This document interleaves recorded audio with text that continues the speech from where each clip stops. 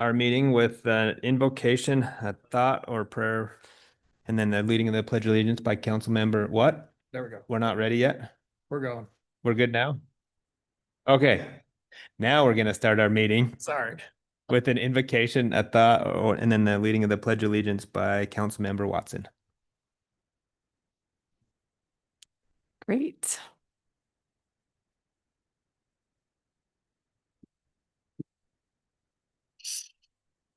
So some time ago, I think it was in 2022, the Dignity Index was written, and it's a chart that ranks what level we have dignity or the lack of dignity. And the guidance, the intention of this group called Unite, that was actually formed in 2018. What their purpose was to recognize that contempt causes division and dignity eases division. And when we put a spotlight on dignity and contempt, then we can use more dignity and less contempt. So it's not as important that we agree as it is that we just recognize that each of us are different and have value. So I'll just read through the 8 different levels of dignity really quickly. Level 1, the lack of dignity, is level 1 escalates from violent words to violent actions. Level 2 does not call for violent action, but accuses the other side of promoting evil. Level 3 attacks the other side's moral character. Level 4 mocks or attacks the other side's background, beliefs, or commitment. Level 5 listens to the other side's point of view and respectfully explains their own goals, views, and plans. Level 6 sees it as a welcome duty to work with the other side to find common ground and act on it. Level 7 wants to fully engage the other side, discussing even their deepest disagreements and the values and interests they don't share to build an understanding. And level 8 believes everyone has inherent worth and therefore treats everyone with dignity, no matter what. And I just really have, this has benefited me through the years that as I've known about this Dignity Index and have served here in North Ogden. And I hope that we can all think about how everyone has inherent worth and treat everyone with dignity no matter what their views are, and be willing to engage and discuss the deepest disagreements, knowing that all viewpoints have value, and remember that attacking, mocking, not listening, having violent actions, it doesn't help any case in any situation. So I hope that we can just keep those things in mind through today's meeting and through our different ways of life and ways of service. Thank you. Will you please join me for the Pledge of Allegiance? I pledge allegiance to the republic which stands one nation under God, indivisible, with liberty and justice for all. All right. Thank you, Councilmember Watson, for the thought and for leading us in the Pledge of Allegiance. We're going to start our agenda tonight with a presentation by Doug Clark. This will be a veteran park walking path at the community pond and a proposal that he's going to present. So Doug.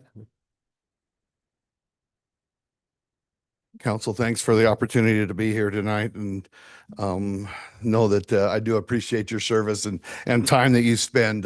Know that there's one citizen here. I'm Doug Clark. I've always been from North Ogden, and this is where I live and where I'll die, right? So I've been in discussions and working on other projects with veterans around the state, and wondering what could be done here in North Ogden to recognize the veterans and their families. In 1976, North Ogden dedicated a veterans park using Robert Redford as a speaker. That was 50 years ago for our country's bicentennial. And as we know, some of us don't even know where that park is at. But I feel that North Ogden was in the forefront of doing something to that effect, because we were just ending a lot of strife in the country about our militaries and our veterans. So we sit here in 2026 and think that there are a lot of cities around that are doing even more for the veterans. We lost one of our own here in this community 8 years ago, and I realized that we have done some things in that period of time. We've got the Gold Star Monument out here in the plaza. We have our Heroes Boulevard that goes on. Our little bicentennial park is 50 years old. Even though it was supposed to be the center of our city and part of our trail system, it is not. This park is lost. Even if you do see it, you're not sure what you're walking into. I'm not saying that we get rid of this park. I'm just saying we need as a city to continue to honor our veterans and our Gold Star veterans. We have a park that we are getting ready to break ground on, or maybe we have already broken ground on it in the central west side of the city. I would like to see us name that park Veterans Gold Star Memorial Park. Within this park are all the planned features. Were we going to show it? Yep. Come on, Dave. Sorry. You need to turn on the TVs.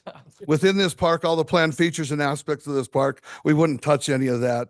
I would just like to see the city honor the Gold Star veterans and veterans to list each national war that we have participated in. And the ones that have honored us, our country, and served our country. This would honor the veterans, but also teach history about that war, about those wars. I'd like to see a plaque that says what wars, what dates, and the name or names of those persons that served or gave their life in that war. There would also be another plaque that would give a brief, non-political history of each war. These would split around, we could split them around the track or in one central location. The wars that I would be talking about are World War I, World War II, Korean, Vietnam, and the global war on terror. I would see these plaques as not monuments, but more of a pedestal or a parking style. The messages and the names are what matters. Most of this work and research has already been done. Nothing would change with the names from the first 4 wars that are listed from what's over at our Bicentennial Park now.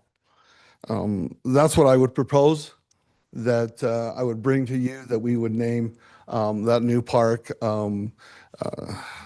Veterans Gold Star Memorial Park. Any questions or thoughts? Anyone have any questions?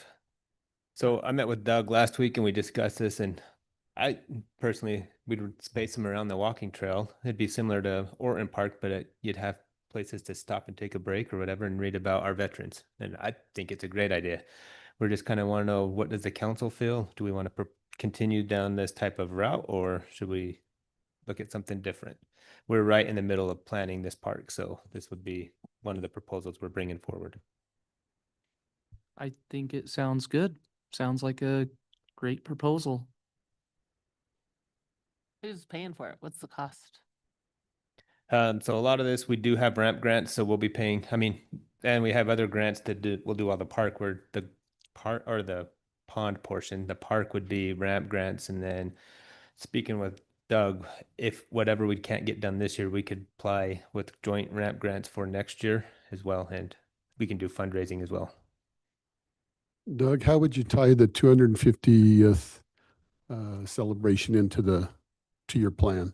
That could be something that would be a different plaque or memorial, that, hey, this is the year that it was done. That's why I think the park is scheduled to be done this year. And if we schedule those things to be done and do that, we dedicate it on that, like we did Bicentennial there. We would do our 250 there with a plaque or thing. And we could do it around the track. I'm not ready to, design the park at all. Yeah, but, I know. What I foresee is we could have different stations around the I think it's a 1/3 of a mile track, that they could do each of those different wars, or we could do one central or one location there in the larger grass area up top that could do all of them in a hectagon or octagon, whatever we wanted to do there up top. But it's, I mean, that's, Yeah. those are way down the thing. It would just be more of, let's honor that. Let's teach the history. I'm on the committee for the 250, America 250 for Weber County and Ogden City. And one of the things that I feel that we have neglected in our responsibility there is history. We're doing events through the city, through Ogden City, and through Weber County, but it's the same events we've done every year. We're just going to put up a sign. Yeah. I'm just like, let's do something about teaching our youth and even our citizens about the wars and about these veterans that lived amongst us. Yeah, I love the idea. I really like the idea of blending it in with the 250 year anniversary. Estimated cost if we Sure. if we weren't able to raise all the funds for it, what would the city be on the hook for? That's kind of what my mind's thinking of too. Realistically, I've talked to 2 people, maybe 3 people about this. And so not even got into that, but if we get into it next year, we ramp grant, because it's too late now to ramp grant, if I'm not, Kevin, am I mistaken? No, you're too late. But we could do that for that, to ramp grant, even to fundraise. Some people talk about dedicating a park to somebody's name. We got Wadman Park here. I mean, if we went to Wadman Park and say, Wadman Corp. and said, we're putting a veterans thing, we need some money, it's going to come. I think that those things, once we tie those things together and not making it, what do I want to say, adversarial, that it is this, it's for the veterans, and that's what we want to do. So I guess the question really is, obviously cost, but at the same time, you're going to be the point man? I will help that committee do that. Yes. No, because it really comes down to citizens that are involved and engaged, I think. And if, you need help too, being a veteran, I'd love to help too. So you can put me on that. And I'm willing to do that. I've done that in the city before. There's certain parks that are here because of work that I've helped with. I love the idea. I love that we have citizens who are willing to step up and propose this idea and do the feet work here. I love that this could be something that could bring our community together. And I also really like the idea of being able to do some now and some later. If for some reason our money runs out, then there's no pressure to be held up to that, that we can do some of our displays this year and add more as we get ramp grants. So I think there's no downside. One finance question. I'll turn to Dave. Dave, do you have a sense of, just listening, what a cost like this would, hard to say? Yeah, it'd be hard to say. We have looked into some, and that was the other thing I was going to mention is we do have some RDA funds that we were going to spend at Bicentennial doing some of those placards. So we have some funds that are already for something like that. So we could use some of those RDA funds at the pond as well, to do that over there instead. So, but I couldn't even. It's hard to Yeah. take a guess. Okay. I think we've got the consensus that we'll move forward and at least look at a proposal. So, You got it. Thank you. And I'm going to sneak out to another meeting. all right. Hey, thank you. Thank you. All right. Item number 2 is our Legacy HOA Roads presentation, and our presenter will be Dave Espinoza, our Public Works Director and Assistant City Manager. Thanks, council. So let me get this pulled up real quick.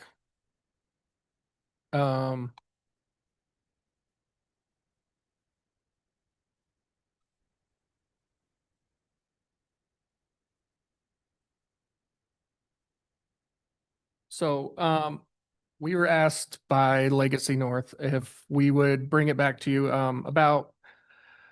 it's been about 7 months ago. We met with you guys at a work session and talked about some of the needs of Legacy North and some of the problems that they were having with road construction and getting those things fixed. We told you guys we'd bring it back to you. And so We're just here to bring back this plan. And Bowen's put this together. So Legacy North is asking North Ogden to take over ownership of the road maintenance and responsibilities throughout Legacy North there. The the owners of Legacy North would still be in charge of snow removal, sidewalks, curb and gutter, and their street lights. So the only thing they're asking is that we would take over the roadway itself. We have been working with them. When we put out our road project last month, we did a separate section just for Northview or North Legacy there.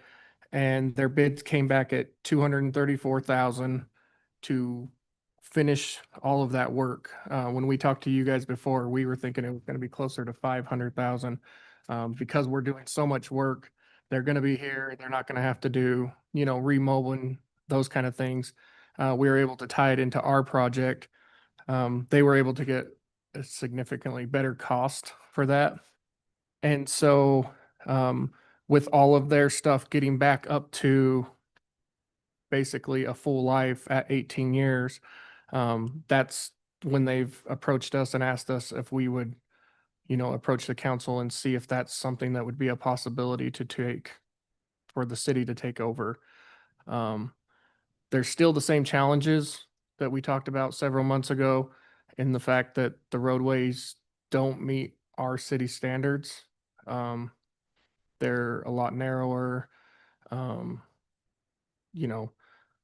those kind of things like that. And so it was something we thought we'd bring back to the council and see what your thoughts are. And see if we want to bring this back to another meeting and see if that's something that you guys wanted to vote on. Okay, do we have any questions for Dave? Is it possible? So it sounds like through the RFP that we did for the city for all the work, it sounds like this bid of $234,000 is a substantial savings as opposed to just bidding it out, just their small little project. Correct.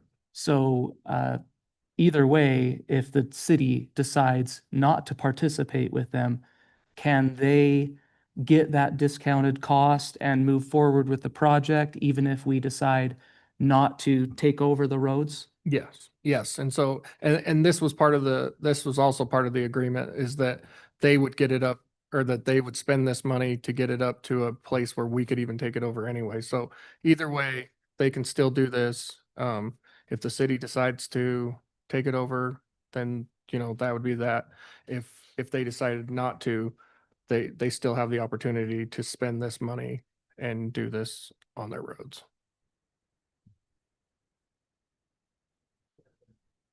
And we do have some people from Legacy North, if you would like to hear from them. I'd like to keep discussing it for a moment, Okay. and then we might call them up. Perfect. So I'm still trying to wrap my brain around this. From my notes, last time we talked about this, the HOA suggested several different options, and then the city council said, what if we do this special improvement district and provide the financing without being out of pocket anything so that they can get the work done that they need to? And so it sounds like now, is that option not on the table? Because I think that would be the best option for the city, to just help them finance, but then they pay for the whole thing. But we got them the deal, right? Because, Correct. okay, so is that still an option? Yes, I guess it is. The biggest part of, I think, when we were talking about doing the financing option is when, when Eric presented it to you guys, there was talks that it could be anywhere from 800,000 to $1 million. We actually brought contractors in and, it came down significantly. And then on top of that, we got good bid pricing. And so, I don't even know if you guys, I think we'd probably have to ask them if that was something that they still needed as far as, I mean, it seems like they said before one of their options was that they had $100,000 that they could donate as we take it on. So we know they have that much money, which is almost half of the cost. I just worry about down the road, we also have to maintain it as we move on for moving forward that cost, and then all the other HOAs in the area. Are we setting a precedence? And that is a big part that by doing this, there is other ones that could be coming and asking the same question. Last meeting, a special improvement district was discussed of the potential of them creating their own little district for their roads. Is that on the table? Is that a possibility? Being basically completely separate from North Ogden City, but their own little district. Yeah, and we could approach that as well. Going that way, it would be broken out into their utility bill or however we do that. But it really comes back down to if the council just even wants to entertain taking this on. Is there a benefit that comes to the city? Why would we just take on their road maintenance?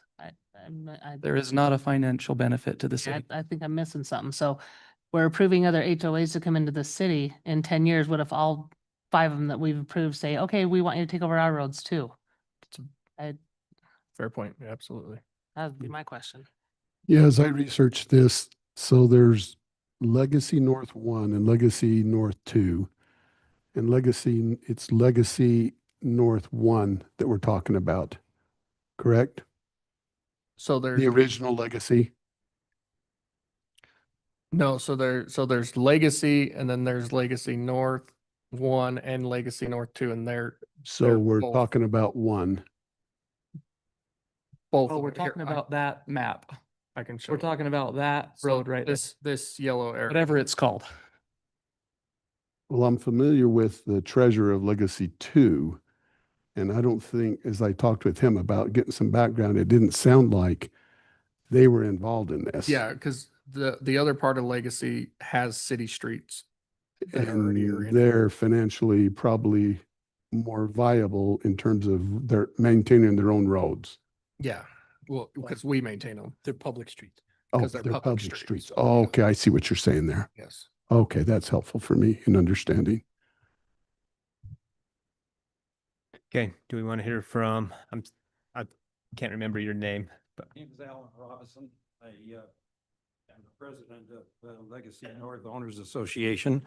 Thank you for allowing us to be here. I think I need to clear a few things up.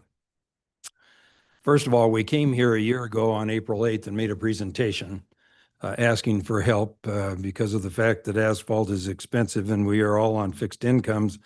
And the 80 homes obviously are paying taxes, and we went through all that. We came to a meeting on June 3rd with the working council, and we had some ideas, none of which seemed to really solve the problem. But then the council came up with an idea, which we thought was brilliant, and that was that we would make a district out of this. We'd become part of the bid, which is what we thought would make some sense to get a lower cost. And then whatever it cost, we would pay for it. That is our HOA. We thought the amount was going to be high. We were looking for 500,000, we thought. And we had originally heard this $1 million figure. Yeah. We went out and got bids ourselves, and so there ended up being more 380, somewhere in that area. So when we ended up with 234.88, the good news is we have enough cash, we're going to pay for it, period. It's done. So we would do that. So what we agreed with the city, we thought, was once we do this, we were going to come up with a bond for the part we couldn't pay, but now we don't even have to do that because we have enough. And we spent a lot of time this last year on legal fees, probably over about $8,000 getting ready for this. We also held a lot of meetings, and we finally have 75% of our HOA voting for us to be able to do this and then to deed the roads over to you. The roads are narrower, and it's true, the roads in our facility are owned by us, and we're trying to turn them over to the city. And the question's asked, what financial help is that to the city? Well, the only thing it is, it's sort of a gift for a while. we're going to pave everything. It brings it up to your standards. And then probably because most of the roads, some of them are 30 years old and we haven't had to repave them. So we're guessing anywhere from maybe 20 to 30 years, you're going to be doing very little except maybe some patching or maybe some sealing to maintain them.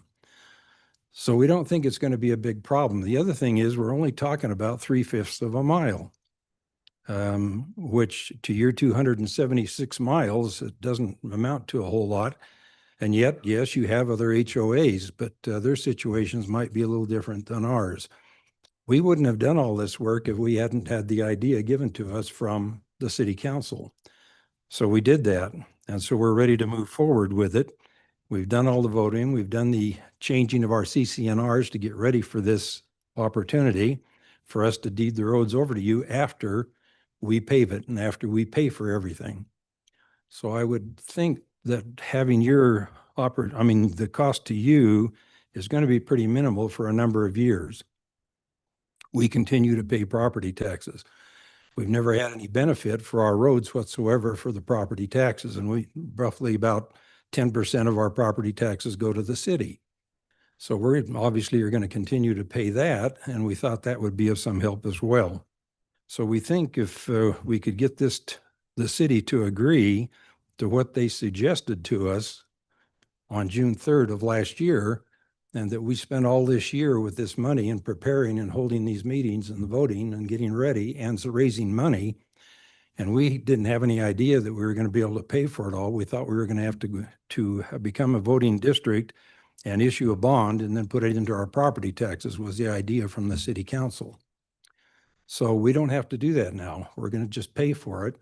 The roads will then be paved. They'll be good for a number of years. And then obviously, yes, you would need to maintain them after maybe 15, 20 years. I don't know what it would take to have some problems with those roads. They're not traveled very much, so I don't think you'd have much of a problem considering we've gone 30 years without doing much with the road on 525, which is the main road.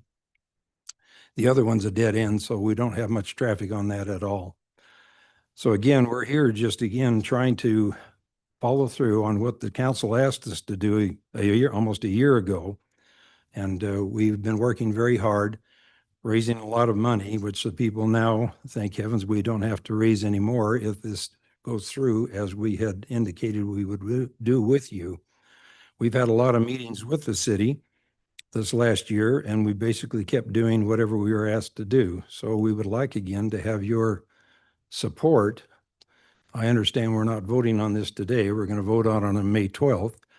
So what we would like to do is have the opportunity to visit with each of you and to be able to describe what it is that we did and why we did it and what we think it makes sense for the city to be able to go forward with it. But I think you just need to understand that the idea came from here, and we've been working hard because you came up with the idea.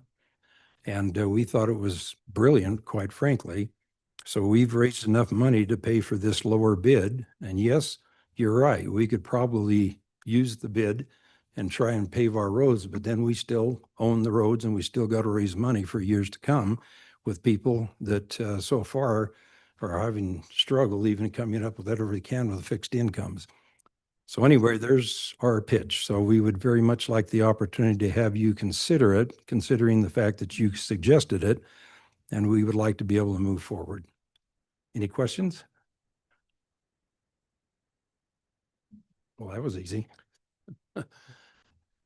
Had you mentioned it's coming back on May 12th? Is that right, Dave? I think that's what John said. If we had Okay. to go to a vote, it would go to the May 12th. Yep, I don't think we're in a position to make a decision tonight.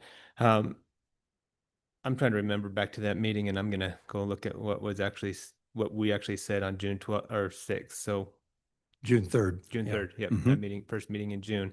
Right. But yep, and you do have, I mean, you can contact each of us, and we can all speak with you individually as well. I understand. I can say with pretty good certainty that my remembrance was not that we were going to Right. just take everything on. And so I want to be very careful to create this story that we had agreed to doing this thing. I would be more than willing to help participate in the sense that you were able to get the bid And the HOA would be able to take that bid of 230 some odd $1,000 and pay for it, but not have the city take over it afterwards. I would be very open to that if they decided they wanted to do that, but I'm going to go back to the meeting and re-listen to it to make sure I'm not missing something. I remember hearing some chatter after the meeting that the HOA had met and was getting excited that maybe the city was taking things over, and I started to think that doesn't sound right. And so I'm just throwing it out there that I don't agree that that is what was decided. So I will not be supportive of taking on the costs and taking on the street no matter what. I'm gonna add to my prior comment. If you're able to redo all the roads and get them so they're good for 18 years or 15 to 20 years, why do we need to take them over? If you've got 15 or 20 years of HOA fees coming in, that if they don't need to be addressed till then, I just don't understand why we would, with no benefit to the city, why would we take them over? When there's so many other HOAs that would probably love for us to do that. Well, no. Well, again, the benefit basically comes to the people in the HOA. One of the problems that we have when we go to sell a home, these people are mostly older. Generally, when it happens, a family comes in and tries to sell a house, and they have to always say, by the way, you own that road over there. And by the way, you're going to owe a lot of money going forward because asphalt keeps going up and the costs keep going up and they just don't stop. So at the end of the day, one of the big benefits that we thought we would come out of this, if the city did take it over, is that we wouldn't any longer have to, when we sell a house, say, oh, by the way, you own that road. We don't have to do that anymore. But the person that bought the home, that's what they wanted. And those are some nice homes in there. So kind of if you compared it to a trailer park and they die and the family comes in, they've got to pay that lot rent. And when they sell it, they still got to collect the lot rent. So kind of the same, it's an HOA fee. I don't know. Well, Like- and I mean, if you want to stay and listen, we have another HOA that's on the proposal tonight that we're going to be talking about. We've met with a lot of developers that they want the HOAs. They're not illegal to present to us, and we can't deny them. And there's reasons they want HOAs. And the issue we have is if we turn around and 20 years later say, okay, now we're going to remove those stipulations, then all the other ones that we've approved are going to be coming right after you guys to say, you guys get to take over all our roads now too. And there's concessions that they're giving to get the HOAs. Your roads are not built to our city standards. They are narrower. That's one of the reasons we don't want the roads, because they're not at our city standard. But I mean, I want to go back before we make any decisions and listen to those meetings to make sure that what we're saying is actually what was said in June meeting. Yeah, I read the minutes from June 3rd this week, so I didn't listen to every word, but I read the minutes that were recapped. And it didn't talk about, there was no promise made or agreement made. The idea that was created at the end from the city council was the special improvement district providing the financing solution. We would find the bids and report back with a refined cost estimate. But then that the HOA would keep the ownership. So that's the impression that I was under, because from the research I have done this week. And so to hear that your group thought there was an agreement is a little bit surprising. But I think that let's definitely bring this back so we can all do some more research before that time. Well, I'm sorry to hear that. I guess we were under the wrong impression this whole year that we've been working on this. I don't know why somebody wouldn't have said to us, we're never going to do that. That kind of is a surprise to me too. So I'm sorry about that. I still wish you would consider it. Well, it's a different council than it was then. Yeah. And there wasn't an agreement to not help either. There was no agreement. There was nothing. It was just the end of the story was that staff would go back and try to find the refined cost estimates. So that was end of story. And so to me, I think there's still a lot of options out there on the table and nothing has been decided yet. But I think that it would be helpful for me and for some of us to be able to research more and see what we can do here.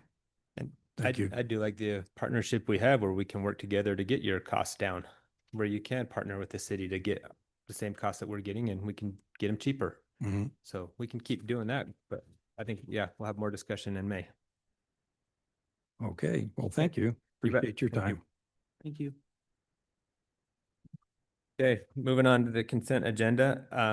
Item number 3 is a conflict of interest disclosure. Does anyone have anything they'd like to disclose tonight regarding our agenda? Okay, moving on, number 4, approval of the April 14th, 2026 meeting minutes. They've been distributed electronically. Is there any discussion or corrections that need made? If not, I'd be looking for a motion to approve. I'll make a motion to approve. Okay, we have a motion by Councilmember Neighbor, Second. second by Councilmember Carney. Is there any other discussion? All right, all in favor, say aye. Aye. Okay, those minutes have been approved. Item number 5 is conditional acceptance of the subdivision improvements at Cooperstown Apartments, and our presenter is going to be Dylan Hill, our Public Works Inspector. Good evening, Mayor and Council. Thanks for giving me some time to present today. Cooperstown Apartments is the development just south of Walker Theater on Washington and 1500 North. This development that started construction in fall of 2024. They're city-owned utilities in 1500 North. The sewer and the storm drain, they were already installed previously from the townhomes that were to the east. So they had to just extend some laterals to those building lots. Water, curb and gutter, the street section and sidewalks are part of the improvements. 5 streetlights are paid for by the developer and scheduled to be installed with Black McDonald right now. All the improvements are up to the city code and standards, and it's my recommendation to conditionally accept the subdivision improvements and to start the 1-year warranty. Okay, does anyone have any questions for Dylan? Yep, Councilmember Pulver. Just the fact, so this is just the road because they have sidewalk along Washington they still haven't done, right? So the sidewalk on Washington is done. It's a 10-foot sidewalk that Okay, comes all the way down, but there is not sidewalk on the north side of 1500. That's the one improvement that we Okay. will defer on because they have to have the C of O sidewalk will be installed. Okay. And then, but internally, once you get into the apartment complex themselves, that's all. That's all private. Right. Okay. Thanks. No problem. Okay, if there's no other questions, I'll be looking for a motion to approve the conditional acceptance of Cooperstown Apartments subdivision or the improved subdivision improvements at Cooperstown Apartments. So moved. Okay, we have a motion by Councilmember Pulver. Do I have a second? Second. Second by Councilmember Watson. Is there any other discussion? All in favor, say aye. Aye. Aye. Any opposed? Okay, that motion passes. Item number 6, conditional acceptance of subdivision improvements at Freedom Court Townhomes, and our presenter is going to be Dylan Hill again. I didn't have to go far. Freedom Court Townhomes is on the other side of Washington on 300 East and 1700 North. And this is a development that also started construction in 2024, but it was around December. This development, the public improvements are 300 East, about 140 feet of road heading to the south. They installed sewer, water, storm drain, sidewalks, and the street light that's there now. All the improvements are up to the city code and standards, and it's my recommendation to conditionally accept those improvements and to start the 1-year warranty period. Okay, do we have any other questions for Dylan? Okay, then I'll be looking for a motion to approve the conditional acceptance of subdivision improvements at Freedom Court Townhomes. Mayor Barker, I move to approve the conditional acceptance of subdivision improvements at Freedom Court Townhomes. Okay, motion by Councilmember Dowpass. Do we have a Second. second? Second by Councilmember Pulver. Any other discussion? Okay, all in favor, say aye. Aye. Any opposed? All right, that motion passes. Good job. Thank you, guys. Okay, moving on, item number 7. This is the acceptance of the 2026 Tree City USA official proclamation. So we had our Arbor Day event last Friday. I was unable to attend. I was out of town, as well as a couple other council members. So Councilmember Pulver represented us there. And I get the privilege now of reading the official proclamation for that event. Do I need to read all the whereases or? Okay, there's a whole bunch of them, so I'll just read this. So the official proclamation in 1872, the Nebraska Board of Agriculture established a special day to be set aside for planting of trees, and this holiday, called Arbor Day, was first observed with the planting of more than 1 million trees in Nebraska, and Arbor Day is now observed throughout the nation and the world. And trees can be a solution to combating climate change by reducing the erosion of our precious topsoil by wind and water, cutting heating and cooling costs, moderating the temperatures, cleaning the air, producing life-giving oxygen, and providing habitat for wildlife. And trees are a renewable resource, giving us paper, wood for our homes, fuel for our fires, and countless other wood products. And trees in our city increase property value, enhance the economic vitality of business areas, and beautify our community. And trees, wherever they are planted, are a source of joy and spiritual renewal.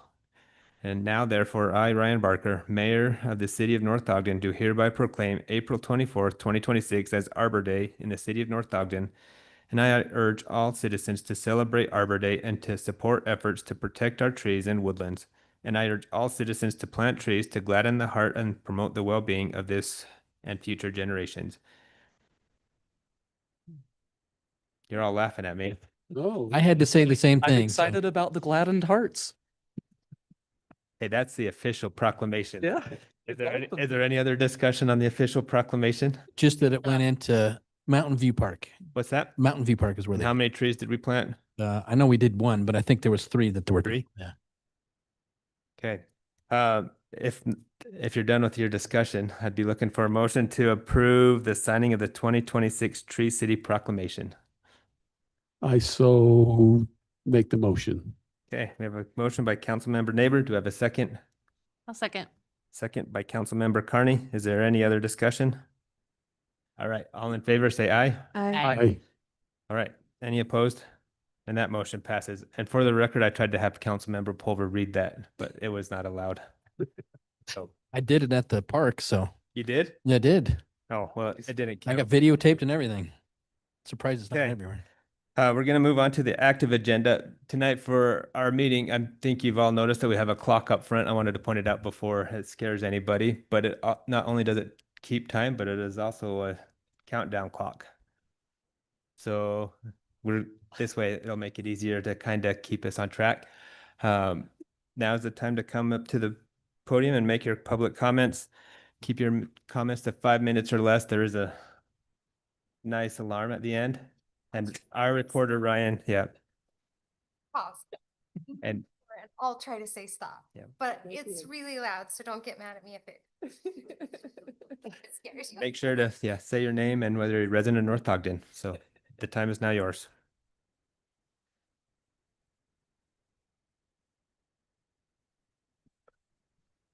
My name is Gordon Robson. I am a member of North Ogden City.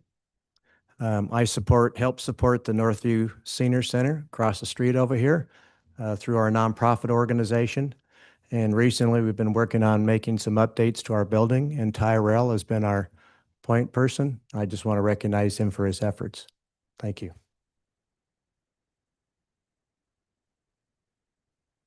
Tyrell's in maintenance.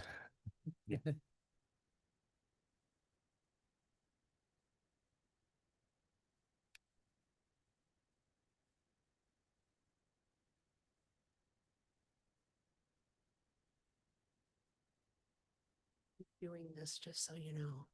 My name is Karen Rule. I am a North Ogden resident. I built our home, or we built our home about 7 years ago, right below Fruitland on 2050. And I've been looking at all the maps, and I know there's a lot of controversy over the different developments, but if I looked at it correctly, there's about 175 homes currently being proposed between the two properties, and then I call it the cow pasture because my grandkids walk over to it all the time, the Atkinson. About 175 homes.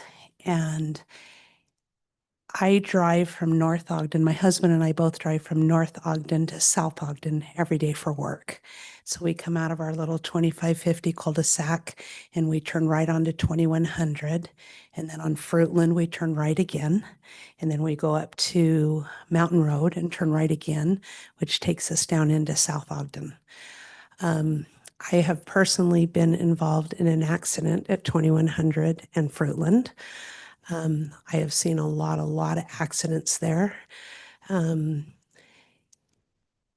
And furthermore, when you go to Fruitland and Mountain Road, when you're coming out of that and going southbound, you can't stay behind the stop sign line. You have to squeeze up above it so you can see the cars coming down Mountain Road going south. And sometimes they're coming quite quickly. We've had a police officer that has been sitting there. The problem is there's a big white metal fence right on that corner that surrounds that property. And so you have to sneak up into the intersection further so you can see who's coming down Harrison so you don't get wiped out. And the police officer, it has helped a little bit. He sat there for several days and it kind of slowed things down a little bit. That's with our residents as we are right now and where we're at.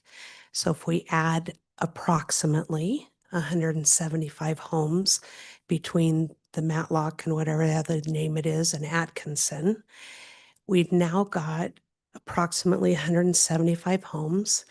If we say on average each home has 2 drivers, we're talking about 350 cars. That's if they don't have teenagers and other people in the home that can drive. And I am very, very concerned about the safety. There's already a safety issue at 2100 in Fruitland. There's already a safety issue at Fruitland and Mountain Road. And now you add 350 cars to that. Even if they're going the opposite direction out to Washington, that is a horrible intersection. I mean, when we don't go that way on the normal, but when we do go that way, like my husband will call me and say, honey, I want you to go into work on Washington because the roads aren't plowed. And in my 4-wheel drive, I'm swishing all around. So I don't want you to go that way. I want you to go out to Washington. The problem is you're dodging traffic there too. And you're just hoping you can gun it enough to get in the center divider and then sit there until you can go. So my concern again is it doesn't matter what way we're going to exit. Myself and these 300 potential new cars or 350 potential new cars. Every way we go, we're in what I'm going to call a dangerous situation. Whether you're turning out on Washington or you're turning on Fruitland in 2100 and then Fruitland to Mountain Road. And it's not up to me how these properties are developed, but I'm hopeful as a city council, you guys will consider those 3 areas as being real dangerous situations. And I'd like to say in the summer it gets better, but it only gets worse because we have all of our teenagers out from school and they have this free reign of all the roads. I have had teenagers. I know what that looks like. And so that is my biggest concern is my safety, given that I've already been in an accident in that one area and the safety of, and the safety of others. Thank you. Thank you. Mayor, did you want to mention that we are working on the intersection of 2100? Yeah, I was going to mention it at Okay. the end, but you just did. So we are working on that intersection, Fruitland and 2100.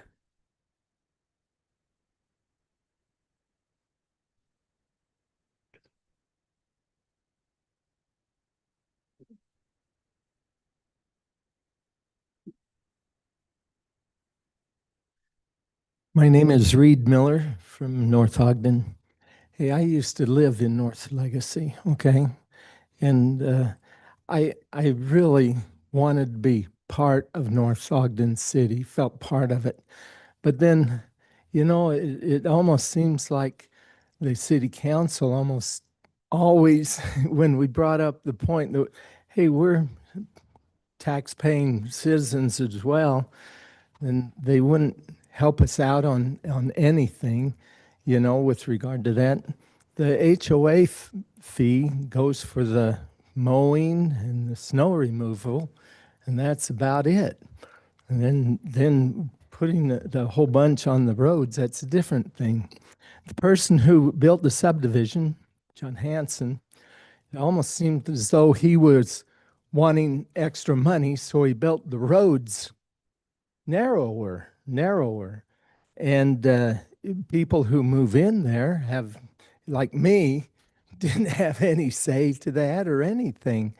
And so it's not a matter of, it's a matter of the city council really wanting to help out citizens as much as they can, okay? And isn't that what the city council is trying to do? And so, yeah, that area is not an awful lot of area, and the big heavy trucks don't go down there, and so the maintenance isn't that bad. And to have the city council help out that would be very, very nice.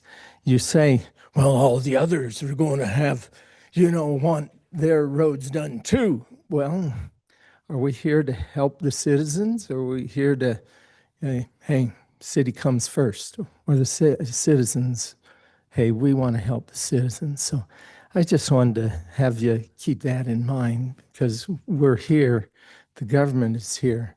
Why? To help citizens. And we want to do as citizens as much as we can for the city. And we're tax-paying citizens too. I hate HOAs myself, okay? That's one of the reasons I moved.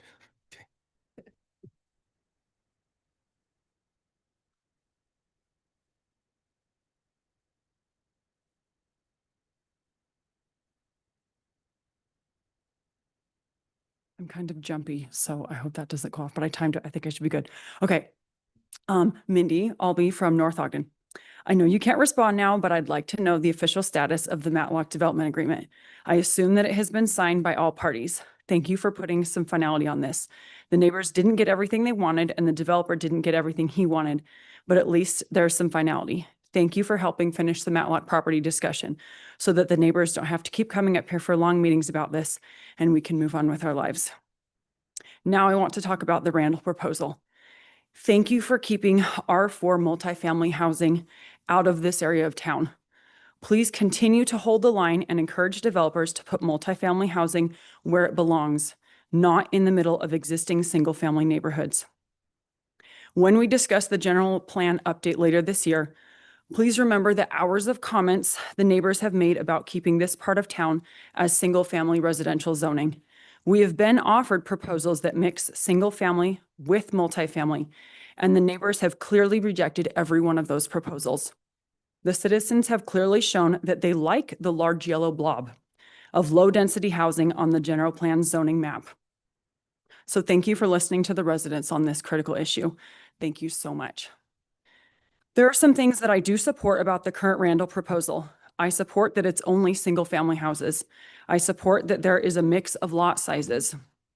I support the owner-occupied provision, even though it could be strengthened.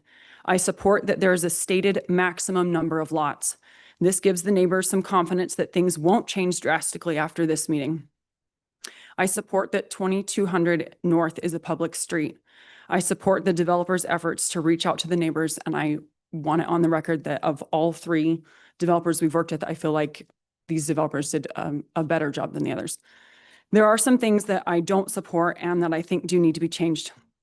Number one, private roads. We have already discussed the neighbors' dislike for private roads at length, and some of the presentations we've had earlier today have circled back to the same issue. Number two, there needs to be a flashing crosswalk sign at the intersection of Monroe Boulevard and 2100 North. Crosswalk stripes in the road and a sign that flashes when pedestrians are ready to cross. The developer says over and over and over that this development will attract a bunch of young families, and I really hope that this development does. I love living in a neighborhood with gobs of kids. I love the energy. Those kids will definitely have to walk to Green Acres Elementary School. They will be too close to qualify for bus transportation. In addition, the city will want a pedestrian crosswalk at the intersection of Monroe anyway. So you might consider insisting that developers put a flashing crosswalk sign in now for the kids to use from the beginning.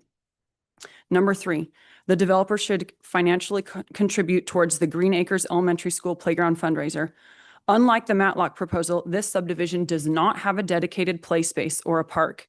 This development adds a number of small lots, R15, without adding sidewalks on both sides of the street. There won't be much room for kids to play in the north part of the neighborhood where those smaller lots are, and those smaller lots won't have very large yards for the kids to play in. Rather than asking the developer to turn an area of this subdivision into a park like the Matlock property did, the city should ask the developer to contribute $5,000 or more to the playground fundraiser. This is chump change for a developer, but it would greatly improve the lives of the families and the kids who live in that new subdivision. These two ideas are related. For the areas of the neighborhood that don't have as much play space, the developer can say, we know that you don't have tons of room to play, so we've contributed to the Green Acres playground south of you, and we've provided a safe way for your kids to cross 2100 to get there. Number 4, I would like to see a 5-year time minimum added to the owner-occupied provision of the development agreement. Many neighbors are afraid that smaller homes will turn into rental homes, thus impacting the stability of the neighborhood and the enrollment at the schools. Asking the developer to have the homes be sold for owner-occupied for 5 years, rather than just owner-occupied, helps ensure that there's less turnover of students and won't affect the developer's bottom line. Number 5, don't worry, I only have 6. Minimum driveway length to accommodate trucks. I know this was a big discussion when we were considering the Atkinson-Pauling development agreement, and I think that needs to be considered in this same subdivision. Number 6, while this may seem trivial, I don't see any part of the concept plan that shows the developer's intent to plant trees. While we would all like to see the parcel stay as farmland that supports the local wildlife, we all know that that dream must come to an end.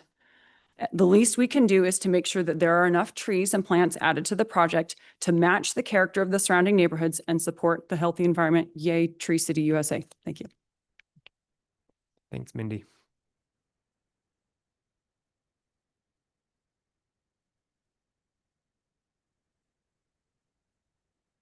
Brandon Cook, North Ogden. I want to second much of what Mindy said. I did want to bring up the owner occupied. I'd like for it to state 5 years. I think that's really important. That's one of the concerns that a lot of me and my neighbors have. Also, I do think this developer has listened to us. They initiated a meeting with the citizens. I think they've been quite open. I think a lot of us are burned out on coming to all these meetings between all 3 developments along 2100. So it's my hope that you guys will be able to work something out. And also, I think Mindy's proposal of the developer contributing to Green Acres is a fantastic idea. So thank you. Thank you. Thank you. Sandy Cochran, North Ogden. Until a couple of years ago, I lived in a development that had an HOA also. And when I purchased my property, I knew they were private roads. It was in the CC&Rs. You have to be told that. Our roads were horrible. We had a crappy developer. The roads were buckling, just caving in.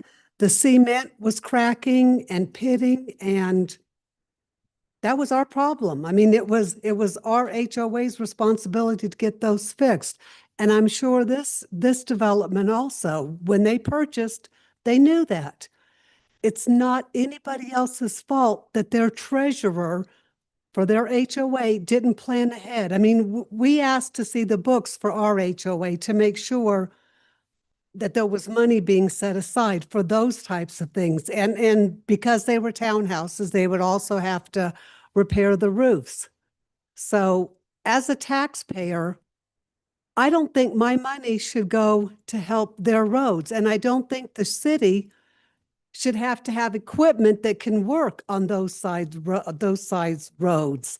I don't think a lot of the snow plows will go down every road in this city. Some of them are very narrow. And how would you get to the end and turn around and bring it all out? I just think every one of them knew what they were purchasing, and it's not the rest of the city's fault to help them out now. This is a tremendous favor to them to have the city get their roads repaired at that cost, considering what they were expecting to pay.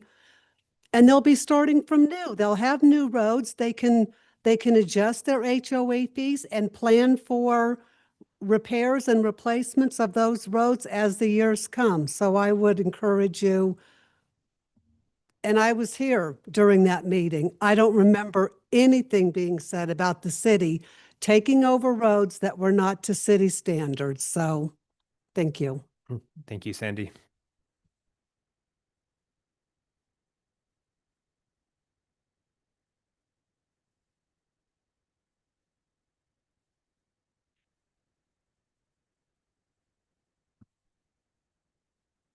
Brent Call, North Ogden. I was not going to make any comments at the beginning of today, but I just can't keep my seat. Sorry. The first thing I'd like to comment is about 2100 Karen. Thank you. And 2100 and Fruitland Drive. Put a roundabout in there. That's what I would suggest. I don't know what you guys are looking at, but I think that would be a great place to put in a roundabout. Yeah, I know. But also some comments about the Legacy North and the HOA fees. Back in January, I sent the council a study that I did on private roads. And I hope you guys read that. If you read that, you'll remember that this example of Legacy is exactly what I was concerned about. And now we have approved 2 more subdivisions, and we're getting ready tonight to approve a 3rd subdivision with roads that the only purpose for an HOA is to maintain those roads. And in 20 years, they're going to be complaining about the same thing. We're paying taxes and we have to maintain our own roads. So just a reminder. And I would hope that you would consider on the Randall property, that Road A. I pointed that out in the email that I sent to you guys, and really consider whether that should be a private road or a public road. Thank you. Thank you, Brent.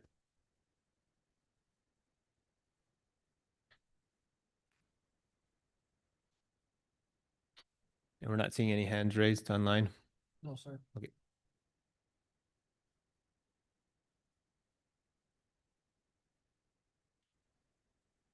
Okay. Moving on, we'll move to item number 9. The zoning map amendment with the North Ogden Community Pond located at 154 East, 2300 North. And our discussion, or our presenter is going to be Ryan Nunn, our planner 2. Yes, yeah, thank you, Mayor, and thank you, Council. Yes, this rezone is for the property where our future North Ogden Community Pond will be. I'll just make, I don't know any details about the pond's design or anything like that. So this is just for the rezone. It's currently zoned as part of the master plan community Patriot Point. And we're looking to rezone it to our civic zone. The civic zone was created to be part of properties that the city owns that have city infrastructure and amenities. And so with this future pond and park, we wanted to move this forward to match that zoning for those uses.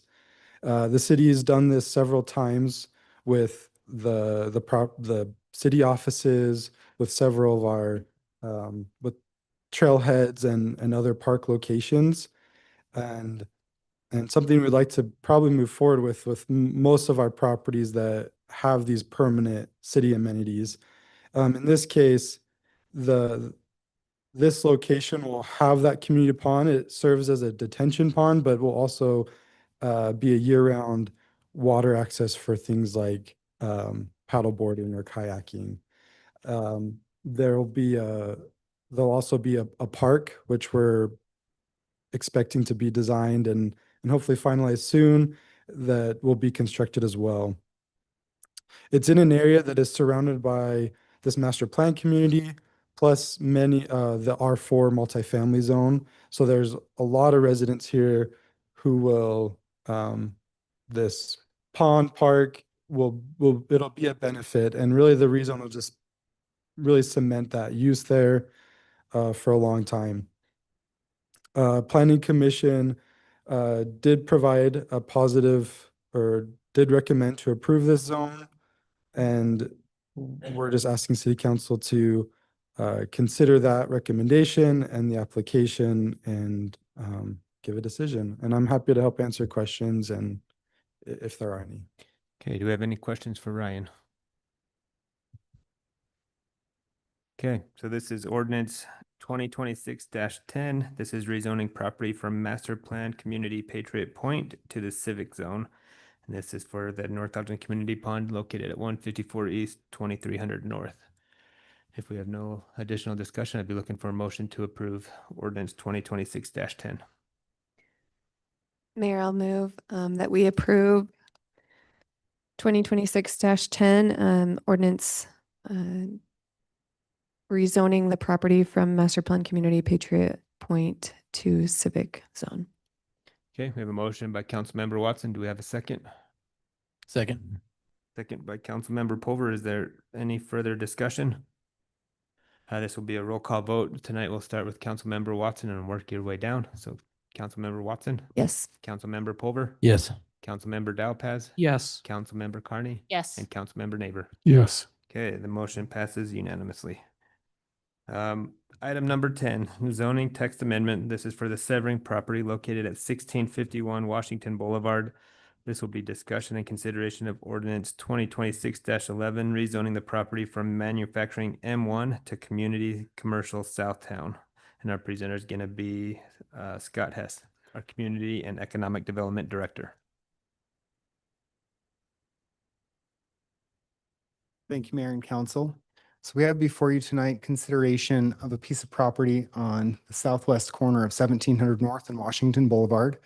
In July of 2023, the development agreement was originally signed that rezoned or annexed in and rezoned this property or applied a zone of manufacturing on the front portion, and the rear portion was townhomes. And since that point, you have the townhomes that have come up out of the ground. They're under construction now. That's Freedom Court, 50 units of for sale townhomes. And then the front portion of the property has sat as manufacturing, and the developer, the property owner, has considered what to do with that frontage. So they've come back. Planning Commission held a formal public hearing on March 4th, 2026, looking at what the front portion of that property should look like. It's approximately 9.45 acres total, and the front, not quite an acre, is considered for the rezoning to commercial from manufacturing. So the developer does still want to retain the approval for the storage units as were approved originally in the development agreement, but move that front part to be more of a sales tax base or a little more flexibility on what to do that with that rather than the climate controlled storage unit building.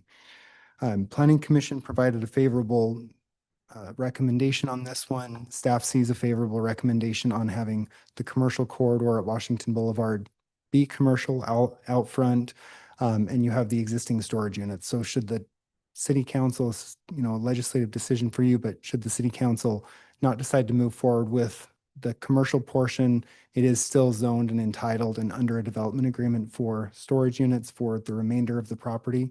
It's just really a question of what happens out on the frontage.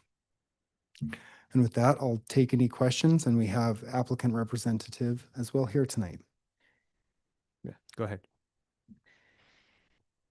So, so I have a question about development agreements in general.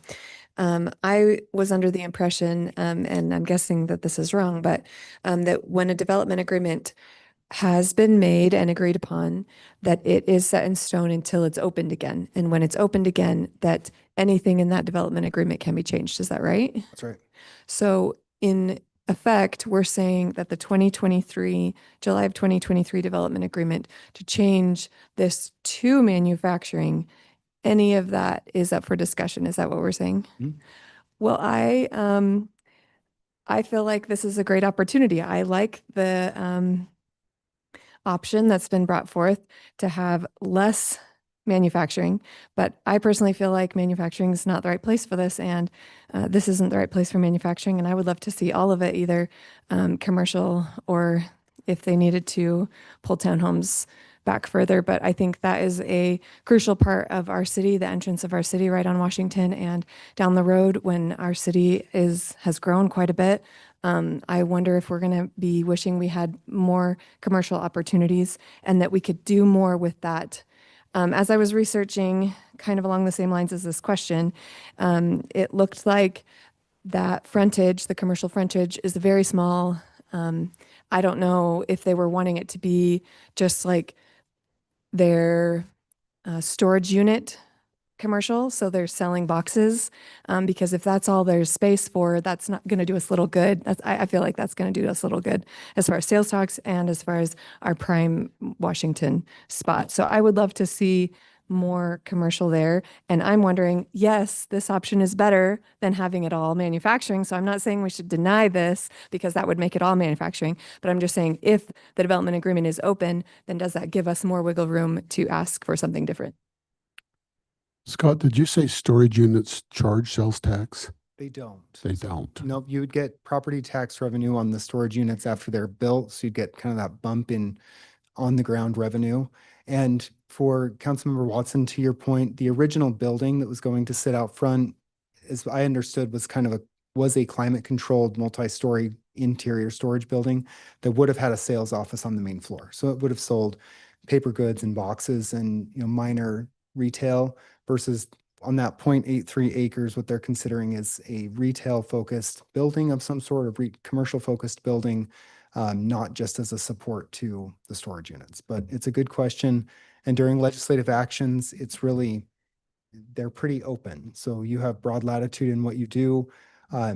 John, as city attorney, is not here with us right now. So I will venture a guess to say that if the council were going to make a decision that was against what the property owner had applied for, that they would be in the driver's seat of pulling their application prior to, having it be rezoned wholesale to something that they didn't want, if that makes sense. So if the council were to say, we're going to pull away 5 acres of manufacturing and turn it all to commercial, I think the applicant, because they instigated the rezone, could say, no, I don't want to sign that development agreement. We're not going to go that direction. Because it's a contract, like a willing, handshake deal on both the developer side and the city side to sign that development agreement as a contract.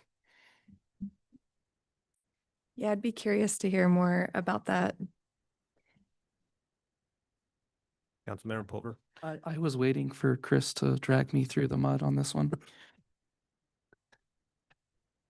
I don't drag anybody through. There's been several comments over the years.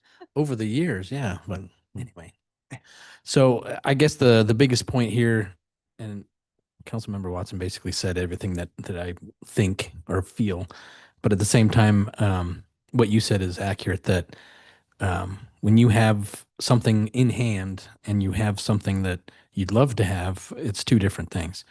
I really think that we have enough storage units. Like you said, when we think about build out, that's kind of the big thing. But at the same time, we're getting almost an acre of, because I remember during planning commission, they said, well, 0.3 or 0.83 is not going to be a lot. But I'm like, I started looking around at other businesses, and that's basically what O'Reilly's is. I think O'Reilly's is less than 0.83. Anyway, so it's enough for something like that. So I think that corner would be awesome for something in that regard. I know there's basically a food desert from Smith's all the way to Walmart, really. I mean, I guess there's Papa John's. anyway. But so I think something more commercial type things, especially in that development, that's going to be a ton of townhomes, et cetera, behind there, apartments, et cetera, that's going to be popping out of the ground. More commercial is better. And I know storage units for people that do have townhomes are going to be, I don't think he's going to have any problem filling every single one of them. But at the same time, I have to think about the city wise. So I'm torn. I am great about that. I guess the one thing that I do have a question about, I think, and I asked you before, is that every time it's a year, they get a site plan approval, and then if they don't build something in that year, they got to come back to planning commission. So, to me, that's an opportunity if they don't build another storage unit within a year that, something else needs to happen anyway. But what you are considering right now is the zoning on the land. So Correct, yeah. Zoning runs with the land regardless of the site plan, Yep. but site plan approvals are good for 1 year unless requested for an extension, in which case they can get 1 more year. So I was on the council when this came about. I think that this solution is a good compromise in the sense that it is creating some commercial property that can help us towards our sales taxes, and still is mindful of the landowner's rights to develop the land the way they had somewhat originally intended. Not that people were clamoring over it, but I do remember from a few years ago when this came about, there were a few residents that commented publicly that they were okay with storage units. I think there was somebody that said something to the extent of the townhomes could use that in that area. So I know that it could go one way or another. But I think this would be a good compromise in the sense that we do get some sales tax out of it, and kind of respect the property owner's rights at the same time.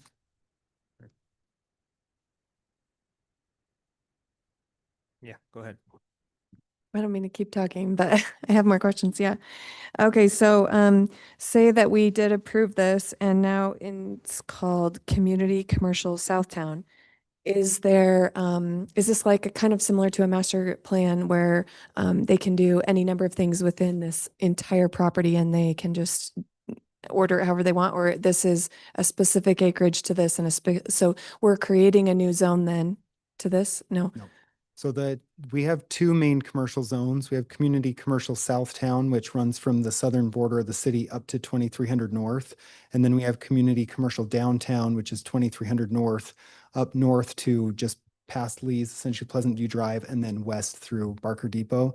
The main difference between the two, if you look at the list of uses, is that in the northern portion of town now, we're no longer permitting auto uses. So that would be auto repair, auto sales, anything kind of that auto-oriented north is the main break between the two.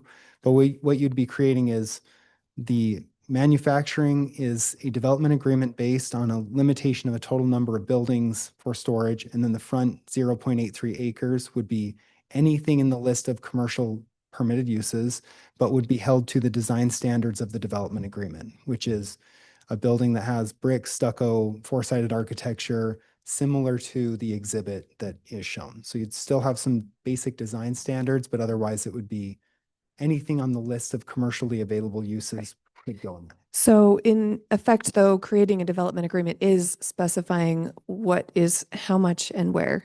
Mhm. And so it would be specific. So I guess what I'm getting at is whether it's the 0.83 or the 0.94, because both have been thrown out, would we have some kind of limit to what it couldn't be less than, or? It would not be less than the 0.83. And the developer, we have the proposal on that plat essentially, because what would need to follow this is a subdivision that establishes the line between the two. And we have a parcel description there, but not a formal subdivision. So they're leading with the legislative decision. Does the council support the rezone, which would be followed by a subdivision to say, this is the exact square footage, 0.83, give or take a few square feet. And then the remainder in the middle, manufacturing, and then the rest is the approved townhomes. Okay. I really like Councilmember Watson's comment on development of commercial, especially on this part of town here. I know the Planning Commission was a little concerned that this was too narrow of a piece for a commercial sales tax generating element.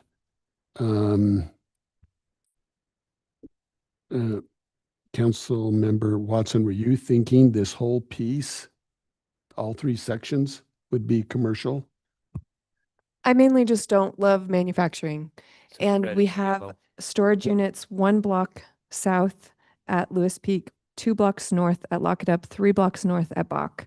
So to me, it just seems redundant to have 4 storage units within 5 blocks. Well, what about the housing? I mean, isn't there redundancy there too? Absolutely. So why wouldn't you go all the way there with commercial? So the housing's already being developed. Yeah, that's what it is. Yes. It's Oh, a it's already approved under building construction. permit. It's, yep, coming out of the ground. It's a problem.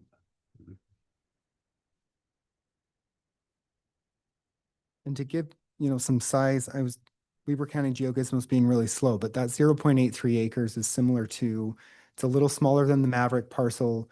It's near the size of the Walgreens piece.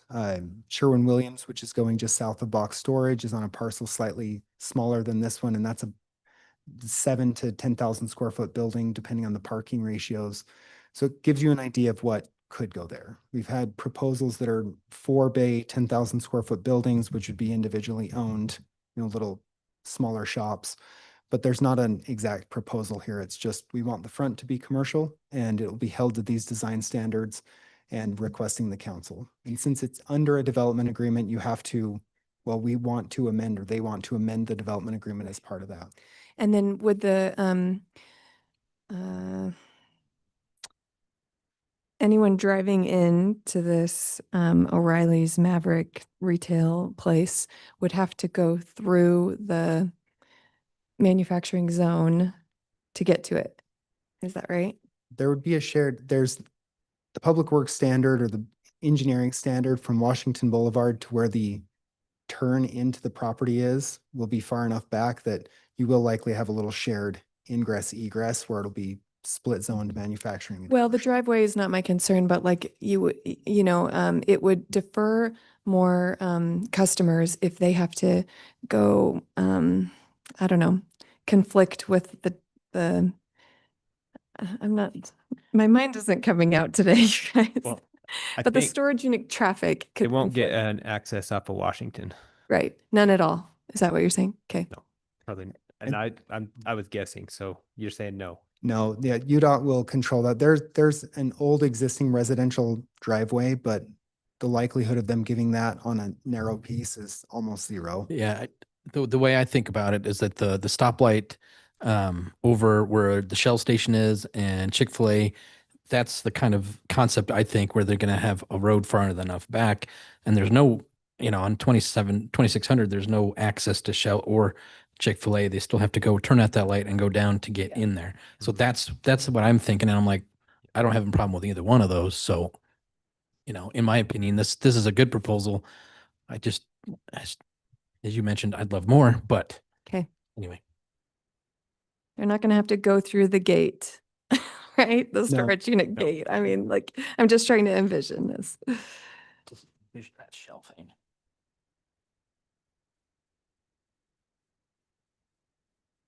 Should we or will we hear from the Say we have the property owner? developer here, the owner, if you want to hear from him. I mean, some thoughts I think Okay. would be great to hear from them. Sean? So I have Sean Strong, who's representing the project. Okay. And Terry Severing, so you get both of It'll them. get tore down. It will. Sean Strong at Layton, Utah. Severing, Line City. So to answer your question, you'd be going through the commercial to get to the storage, not the opposite way around. I see where you were going with that. So you'd actually pull into the commercial portion and that would be in the back section. Yeah. So. And as most people know, there's not a lot of high traffic in a lot of storage units.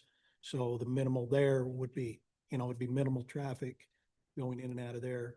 But yes, you will come down off of Washington down 1700, turn back up and towards the. And the idea is to get more of a commercial use for that Yeah. front corner instead of a industrial use for that. And we'd be using the same standards and materials to make a nice building, because that is, I think, well, it was the first one into North Ogden. I think you've annexed the one next to it in since then. But we plan on using the same materials, the good materials, to do a more commercial building. And about a 10,000 square foot building is what we're gonna try to fit on there, which I think is typical for some of those other businesses that you guys have mentioned throughout the city, so. Had you guys considered a little bit more property along Washington, you know, slightly over 1 acre or anything like that to make it potentially more desirable for someone?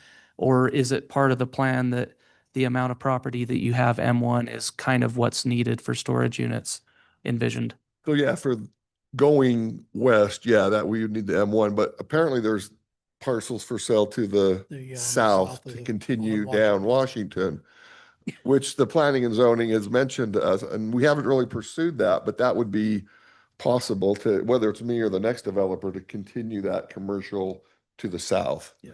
Because I know they're putting, I think, 300 apartments around mine, plus another 100 townhomes, Something like that. like right, Right well, you know right what on it the is. south. It's touching, Right around there. it's touching our property. Yeah. Yep. So you're exactly right. I'm hoping no problem filling those storage, and storage is on a square footage basis. The more homes, the more apartments you need more square footage. And they've got some fancy study that says that, but as the cities grow and the community grows, you do need more storage for that, so.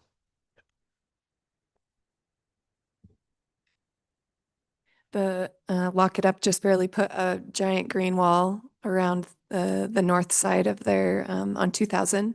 It's like right up next to the sidewalk. Like you can touch it when you're walking on the sidewalk. And it looks think horrible, if our- you ask me. We'll put block wall on ours too, but I think we've been made to push it back a little further. Yeah. Yeah, but we are doing, I think, a two-tone block wall as well, Yeah. just to make I it think the that was, aesthetics. I think that was part of the development agreement, that it had to be a Yeah, nice, absolutely, a nice yeah. looking wall. And none of that will be changing at all. I mean, we're just continuing on with that, so. Okay. So you're not hoping to have the storage unit be the retail selling? Not at all. Not Okay, even an okay. office or any, it's Yep. gonna be a truly a Standalone. Rental. commercial Yeah. building completely. I might put a little office in And that's the one of other storage, things but that we not, started looking at the retail on the front of it there as well, because it would give it more kind of in lines with what they originally wanted us to do right. on that front corner anyway, is get more retail there. And I just didn't feel that there was going to be enough, even if we put a small space in there, I just don't see enough volume coming in there to make it worthwhile to do that. So this concept come out and I liked it a lot better. So Scott's explained the commercial element a little bit. Could you please explain a little bit what you're going to do with that commercial piece again?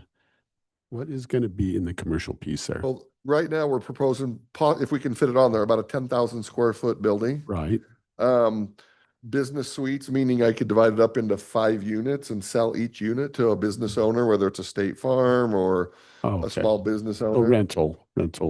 No, they would be owning them, and that's kind of the beauty of it. A lot of people don't want to rent units anymore. They want to buy their own place. So you'd actually have somebody that could buy the unit, and that's their actual unit.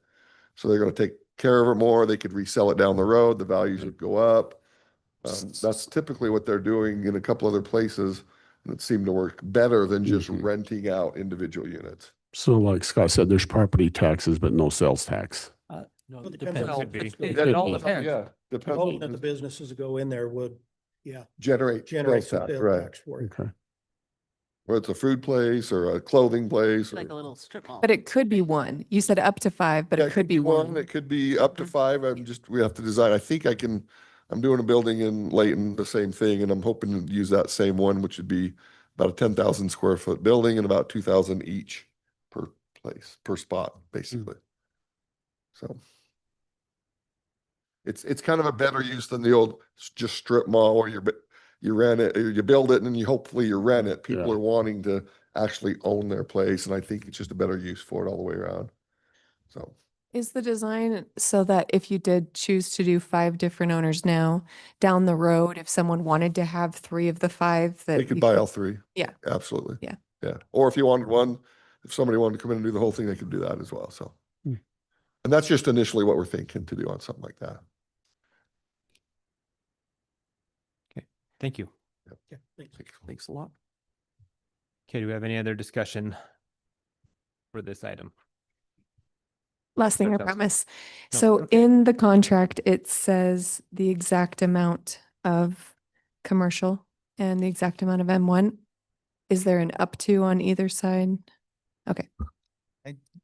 Within reason of the plat and a boundary description that would give probably some square footage, but generally you'd have the 5.35 acres, which is an approved townhome project going through building permit and it's platted, and then the 3.29 acres of storage, 0.83 acres. So within just a few feet of probably the right-of-way line on Washington Boulevard, this is what you'd get.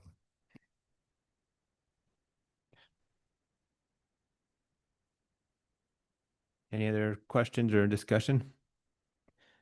Okay, I'd be looking for a motion to either approve, deny, or table. Let me look at this again. Ordinance 2026-11, rezoning property from manufacturing M1 to community commercial Southtown for the Severing property located at 1651 Washington.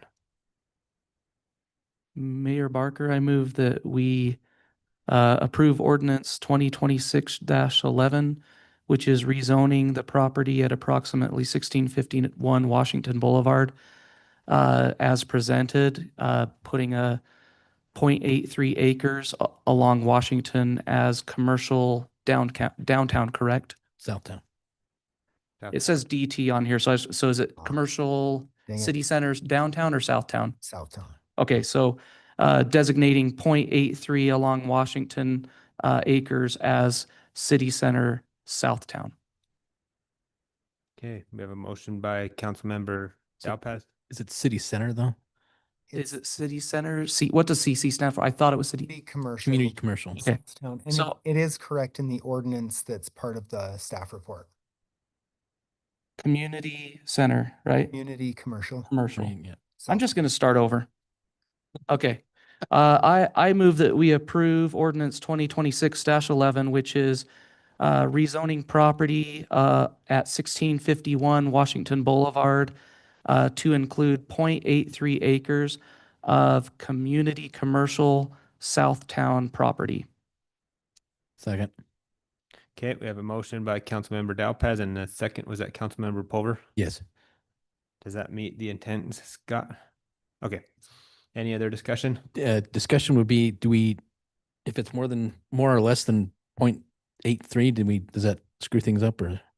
Unless, I guess if you wanted to put a floor on it, yeah, no less than 0.83 acres to be rezoned manufacturing, I think that would be a safe bet. And then we'll confirm it with the property description and the subdivision at that time. So I amend my motion to include that the 0.83 acres of community commercial Southtown zoning is a minimum amount that needs to be done. Okay. All right, still second. Still second. Okay, thank you. Any further discussion? And City Manager Dave, you got all that? Yes. Okay, roll call vote. Councilmember Watson, Yes. Councilmember Pulver, Yes. Councilmember Dowpaz, Yes. Councilmember Carney, Yes. and Councilmember Neighbor. Yes. Okay, that motion passes unanimously. Okay, moving on to item number 11. This is a zoning text amendment. 2026-12. This is for the Randall property located at 715 East, 2100 North, rezoning the property from rural residential RE20 to small lot residential R15. And our presenter is going to be Scott Hess again, our Economic Development Director. Thank you. And we do have the applicant representative here today, but I'll give just a brief overview. Planning Commission heard this and held a public hearing on March 4th, 2026. At the time of that meeting, the proposal from the applicant had the rezone requesting small family residential R18, 8,000 square foot lots, R15, 5,000 square foot lots, and a portion of them R14 with multifamily. totaling 87 units on just under 15 acres, 14.51 acres. And to orient you, this is the property immediately east of the Matlock rezone at 15 acres on the corner of 600 East and 2100 North. So this property would be bounded by 2100 North and the future Monroe and almost touching 2300 North. So it's the center section of that property. After the public hearing and considering the public's input, the developer went back and revised their request and their concept plan. It's now all single-family residential R15 throughout the project. This comes with a request in the development agreement stating that there would be no more than 87 single-family units, and that's the base gross density of 5,000 square foot lots multiplied into the 14.5 acres, which isn't physically possible by the time you do roads and detention and landscaping and requirements, but it's just establishing a base density essentially. Home heights within the development have been requested to be 35 feet tall rather than limited to 27 feet. Private streets would be permitted within the development with the exception of Monroe and 2200 North. And 100% of the units are to be developed and sold as owner occupied. And the way I read it is at the time of initial sale. So unless those are deed restricted forever as owner occupied, it really is controlled at the time of the original sale. And then as people sell their property or retain them, they can rent them after that point, as we all can in almost every other single family area. Staff's recommendation is that you consider the application. We find as staff that it's consistent with the general plan, and we recommend the rezone from RE20 to small lot R15. And anything that you have as far as discussion items in the development agreement, we can certainly consider. The development agreement has been proposed by the developer. And with that, I'll take any questions. Yep. Any questions for Scott?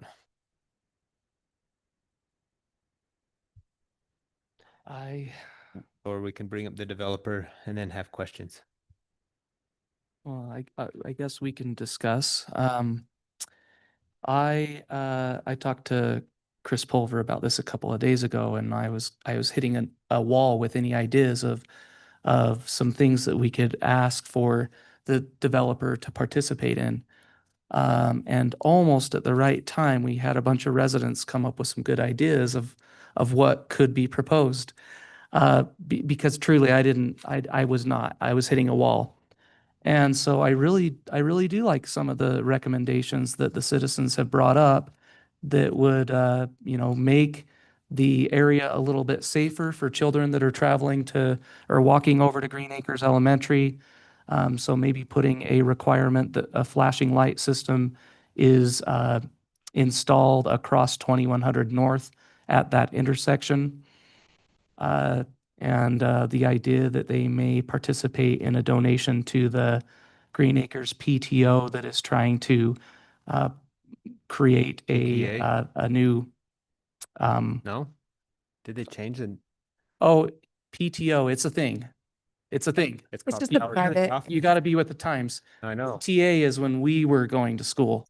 I can't remember what it stands for, but now it's PTO, right? Yes.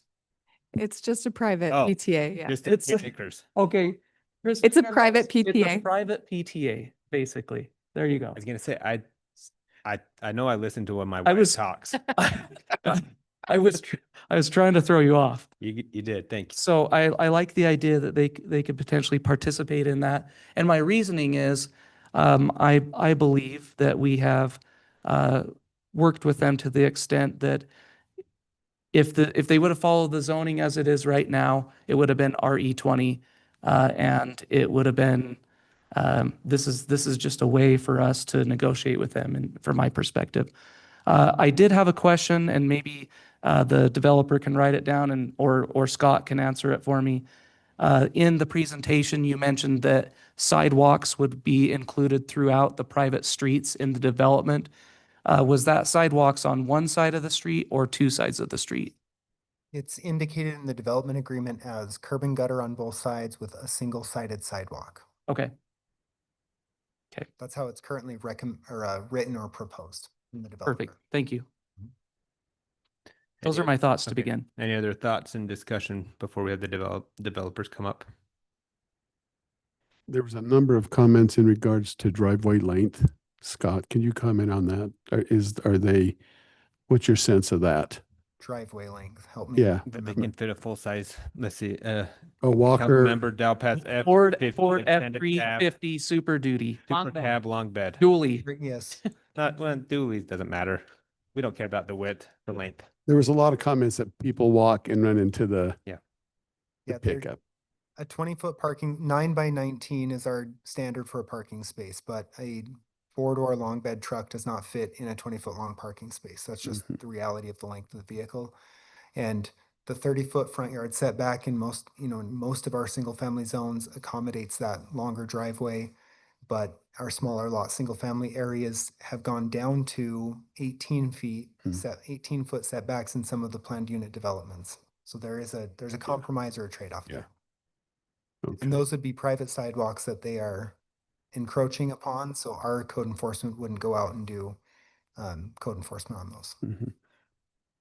Is there, and maybe this is a developer question, our last project, the Matlock project, there was so many comments in regard to trail connection. Is that even applicable in the Randall property? No, we have a cross section for Monroe and how it's done. It's an 80-foot cross section with wider sidewalks. There's a bike lane, the way that asphalt is designed. So just through the development of Monroe with our current cross section, you'll pick up some bicycle and pedestrian infrastructure from south to north. Okay. But this property is east of the proposed trail system along 600 East. Okay. And between the two, Matlock and Randall, we don't have the engineering solution, obviously, but it looks like they would pipe and redirect the North Ogden Canal. So you wouldn't have a consistent, there would no longer be an open canal, it'd be underground. So there's not a trail to follow along that right of way. Okay. Thanks, Scott. Councilmember Watson. So if the developer were willing to help with flashing crosswalk sign and the stripes, I assume that they can't build something unless it's within the property that they've purchased. So would that be more, we would word it more like they would donate the city to the city for the city to do that, right? Yeah. And the other question is, I like the idea these kids need to get to the park. We just barely talked about the Matlock property having this wide trail going along it. And so I wonder if that flashing crosswalk and sign would be better suited towards that giant trail. And that's also the road that goes directly to Orton Park. So I don't know, that's not touching their property, but they could still ultimately donate a section or donate an amount of money for the city to do whatever they wanted in whatever location, right? I mean, just wondering what our limits are, I guess.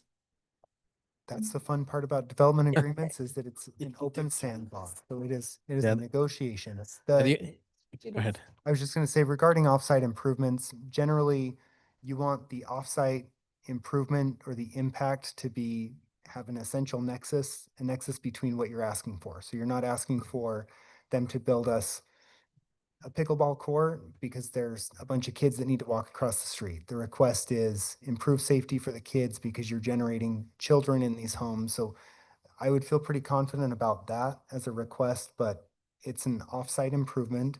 And then if it's in the public right of way, that's pretty easy. The hard ones are when you say, build the sidewalk that's across the street and that then encroaches into somebody else's private property. Those are a little harder to enforce. And that was where in the previous agreement, it came down to just a donated amount of money because the city would have to sponsor the project that would obtain the right of way, build the project, other things. Where in this case, it's 2100 North, we own that right of way. And I guess the one thing that I don't want to build a crosswalk to nowhere because right now, if they built that, there is no Monroe on the south side and there's a gap. I think it's 2 or 3 lot gap between where the sidewalk starts on the south side of 2100. So to me, we'd have to coordinate because I know there's money that we need to do that anyways, to do curb and gutter on the south side. But man, that's close to some of those houses as I was looking at it. So anyway, and because the north side too is same thing. They don't have any curb and gutter to the north side either. So something we have to think about, because if we build a crosswalk to nowhere, they still have to walk on the side of the road. Anyway, just something to think about. Yeah. All right. I think we're, oh, one more. Okay. Scott, there's also been a lot of comments. Well, maybe not a lot, but makes sense to me. Is it unusual to even think about road street A to be a public road? Is that unusual to ask that question? No, it's not unusual. We do have a standard for when it's obligatory to make it a public street, and that's a block length, the minimum block length of 300 feet. In this case, the private street, which is Widgeon Way as it comes down to 600 East, from 2300 North to that the proposed private road is only 220 feet or something. It's a pretty narrow distance. So to have two public streets back to back, it's just a question for the council to consider in the rezone. Matlock's development agreement was approved with private streets can be anywhere within our project, but for 2200 North and 6th East improvements. So in that case, if you were to require Street A to be public, you'd have a few hundred foot stretch of private street that would hit a public road Yeah. for Monroe. So that'd be odd. But it is a pretty tight block length to require two public streets, but it's not out of the norm or requirements that you could do. Well, and that was going to be my comment as well. As you heard from our previous discussion, that was one of their complaints, is that North Ogden residents are driving on Legacy North and they're tearing up the road. Street A is going to get public use out of it, not just private use. So, but I think we're ready to hear from Taylor if you want to come on up. Mayor Barker and members of the council, thanks for your time tonight. And we're excited to present our project and try to answer your questions and the public's concerns as well. We have our presentation that I emailed to each of you, but we'd love to just kind of run through it quickly and kind of emphasize a couple things in there. So if you could go to the first slide. So the initial proposal was brought last fall by a different developer. They proposed 107 total units with 80 townhomes, 26 single-family lots that are all generally the same size, one commercial pad. And that proposal was met with significant pushback from Planning Commission and significant concerns from the public. We've since taken over the project. We went back to the drawing board and we met with the public, did a private meeting at the library with some of the neighbors and tried to redesign the site to incorporate all the feedback that we've gotten. So what we're proposing now is all R15 zoning with 60 single family lots. Like Scott said, the development agreement says a maximum of 87, but it's impossible to get that kind of density. We expect it to be about 60, maybe even less. And then it also incorporates a good amount of lot size variety, which is very nice. Some lots are around 5,100 square feet, but some of the bigger ones are up around 10, 12, or 13,000 square feet. And 20% of the lots are 8,000 square feet or larger, which, if there's concerns of like a cookie cutter neighborhood, I think that addresses that. There will be a variety of different homes. There could be 2-car garages, 3-car garages, a lot of good variety in there. Can you go to the next slide? So just to kind of summarize that, the total acreage is about 14.5, 60 single family homes, what we're proposing. No commercial, no townhomes, and that comes to a density of about 4 units per acre, which is well below the general plan's maximum of 6 units per acre, and represents about a 44% reduction in density from the initial proposal last fall. So just addressing what this project pays for, what it brings to the city. Obviously, the biggest thing for us is about 1,400 feet of Monroe Boulevard. It's an 80-foot right-of-way that will be rather expensive to build and also consumes about 2 acres of developable land in our project. So that reduces, the number of homes that we can build as well. It also pays for 2200 North, which is a public right of way with sidewalks on both sides. It pays for the canal piping, which the canal, I think, has had some flooding issues from what we understand. It's basically at capacity. And so piping it will help with that to keep any excess water out.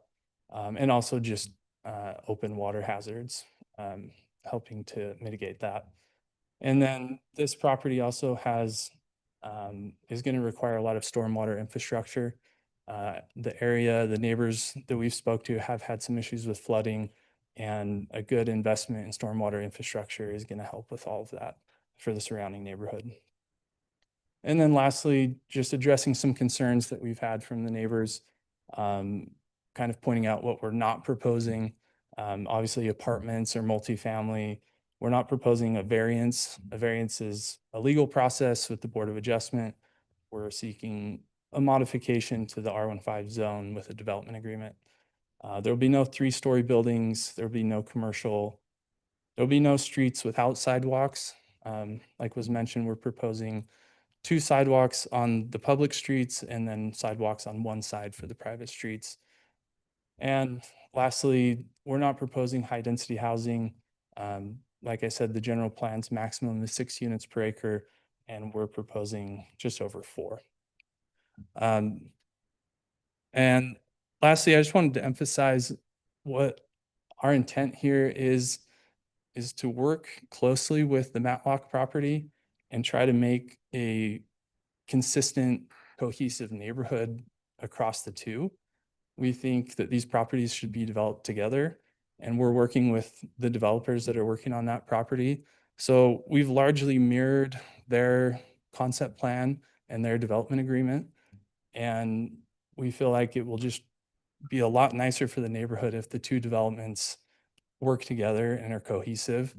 And so, a lot of what we've proposed is just basically mirroring what they proposed over there.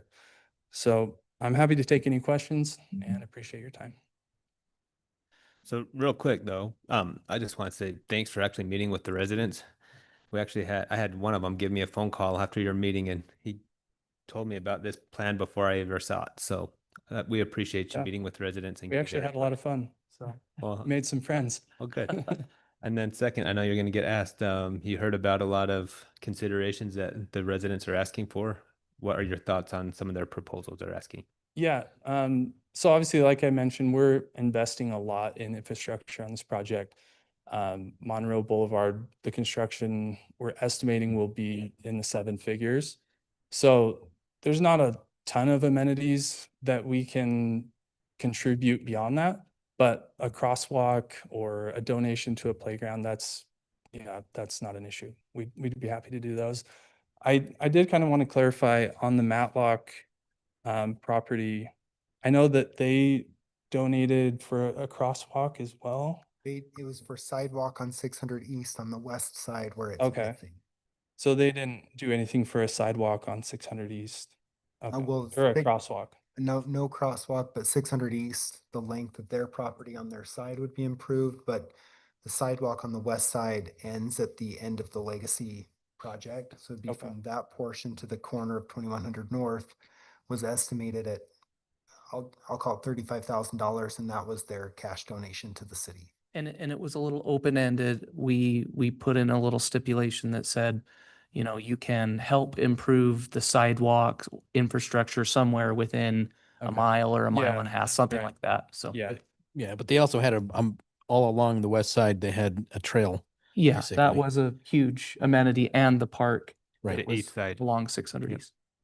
Yeah, and that might be the more natural flow of where the kids walk is over 22 and then down that trail. So yeah, we're happy to help facilitate a crosswalk wherever that might be. I don't know whether it would be at 600 or the future Monroe, but I do think we'd be happy to do that. Okay. Oh, sure. He said he's happy to facilitate the crosswalk. Do we have any questions for Taylor? someone mentioned the trees, and I just didn't know if that's, because lots of times it ends up being the homeowner that has to buy a crap ton of trees. Is that something, I mean, That's an official term. right, it is. Anyway, so is that something that you're thinking about or? Yeah, I know on the Matlock site plan, they did show some trees on there. Ours doesn't have that. We don't have any intention to just not pay for trees or anything. It would likely be included with the home. A lot of builders do, front yard landscaping or something like that. Or the city, I don't know if there's a requirement to do a certain amount of trees. Most cities have, you have to do 1 tree per house or something, but that's fine with us. We are planning on there being trees in there. Yeah, I guess everything along Monroe is not going to exit along Monroe, right, Scott? That was Yeah. one of the things about the double fronted. And so is that going to be just a It could be. It's still fence? Thank you. Yeah, it'll likely be a fence along the back of all those homes, because eventually Monroe, I think, will be a fairly busy road. It's a bigger road, so there'll be fencing back there, I'm sure. What do you think about the idea of making Street A public road? Yeah, I appreciate the question. This project is challenging from the geometry standpoint, and that's sort of the purpose of the private roads.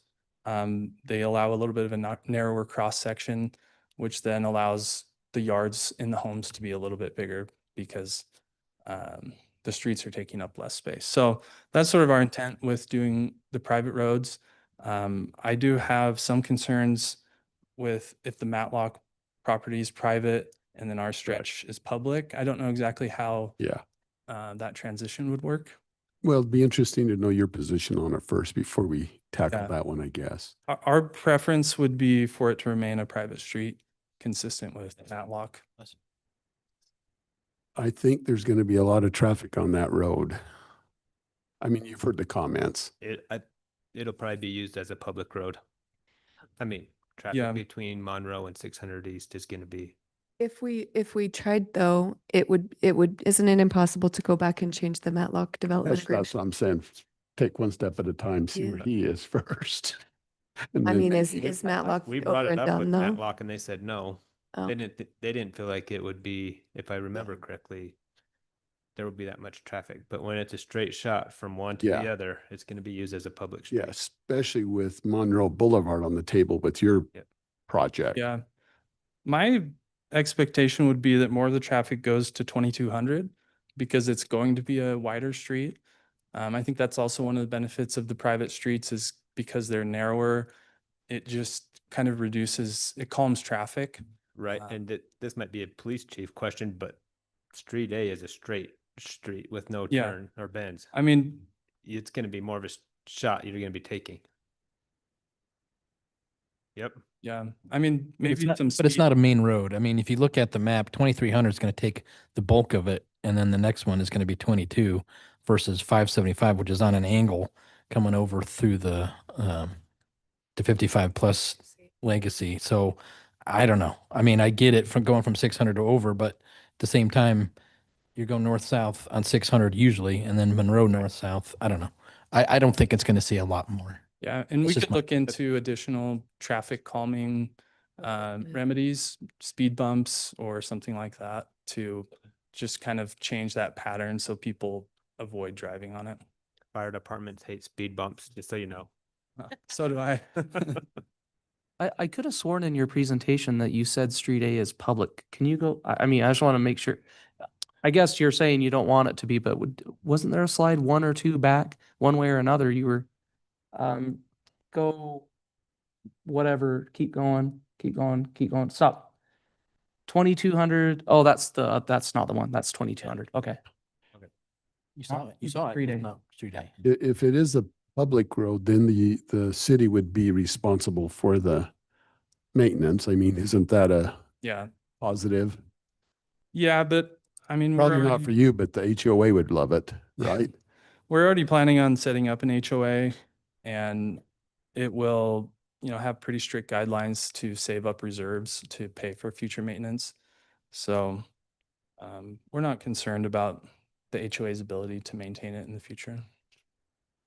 Well, you've heard comments today about that, right? Yeah.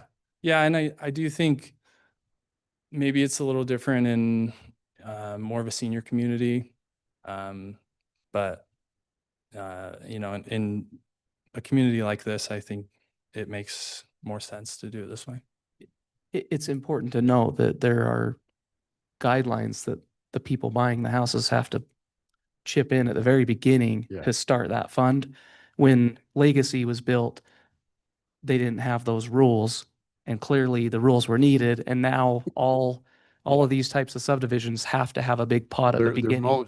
they're mostly financially viable on Yeah. the front end. is In what you're theory, they should saying. be. Yeah. There will be a reinvestment fee required. So every time a home is sold, a fee gets paid directly to the HOA to help fund the reserves. And then obviously the monthly dues, a portion of that just gets stockpiled away. Yeah. Yeah. So The idea is still positive for me, though, to make that a public road. I don't know what Dave would feel about that, but Dave, have any comment on that?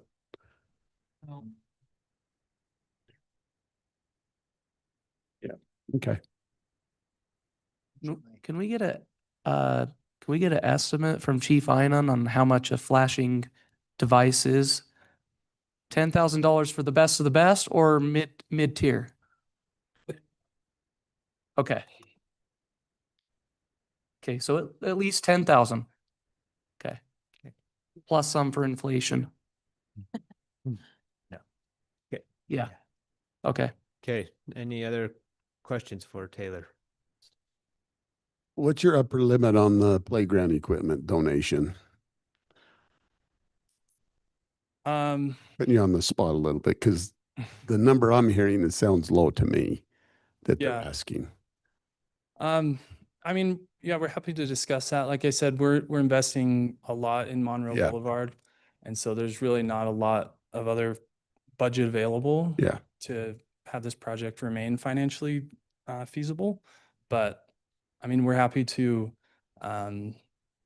work with the number that Mindy threw out. Okay. I think that's very reasonable. Okay, so Mindy has to think about, is that going to finish the playground fundraiser? Never. Within reason, Mindy. But yeah, it sounds low to me. Your number sounds low, but I could be wrong. Yeah. And obviously with every home that's built, additional impact fees will be paid. But those go to the city, not the school. Okay. That makes sense. Yeah. So, Councilmember Watson. this agenda item it's to rezone, but is it also to approve the development agreement?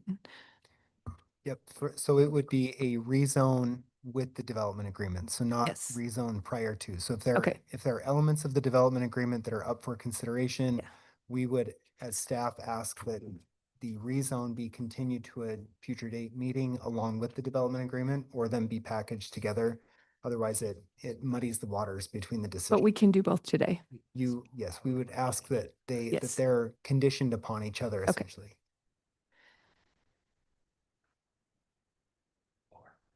So the only way as staff, we would say, we'd recommend approval of the R15 zoning district with these stipulations listed in this development agreement. So it's like, Okay. it's not just, here's R15, and then we'll come back and discuss the legislative portion of the development agreement. Because in that case, you've just granted R15, and there's no obligation to come back for the development agreement items. So they should happen simultaneously. I think I'm ready to try to make a motion unless there's more discussion. Oh, there's more Can I- discussion. You have a couple. One more question. Maybe two. Yeah, in the development agreement, there's a minimum 4,600 square feet. I'm not sure why we would, what's that about? That's in the code. Yeah, that's just what's written in the R15 zone. Oh, it is? Yeah, so we're not, Be as small as that. Oh, okay. But could we put that 5170 since that's what you're proposing? yeah, Or can we change it? Are you okay if we change it? yeah, that's fine. I like that number. And then also, can we reduce the lot sizes or lots from 87 down to 60?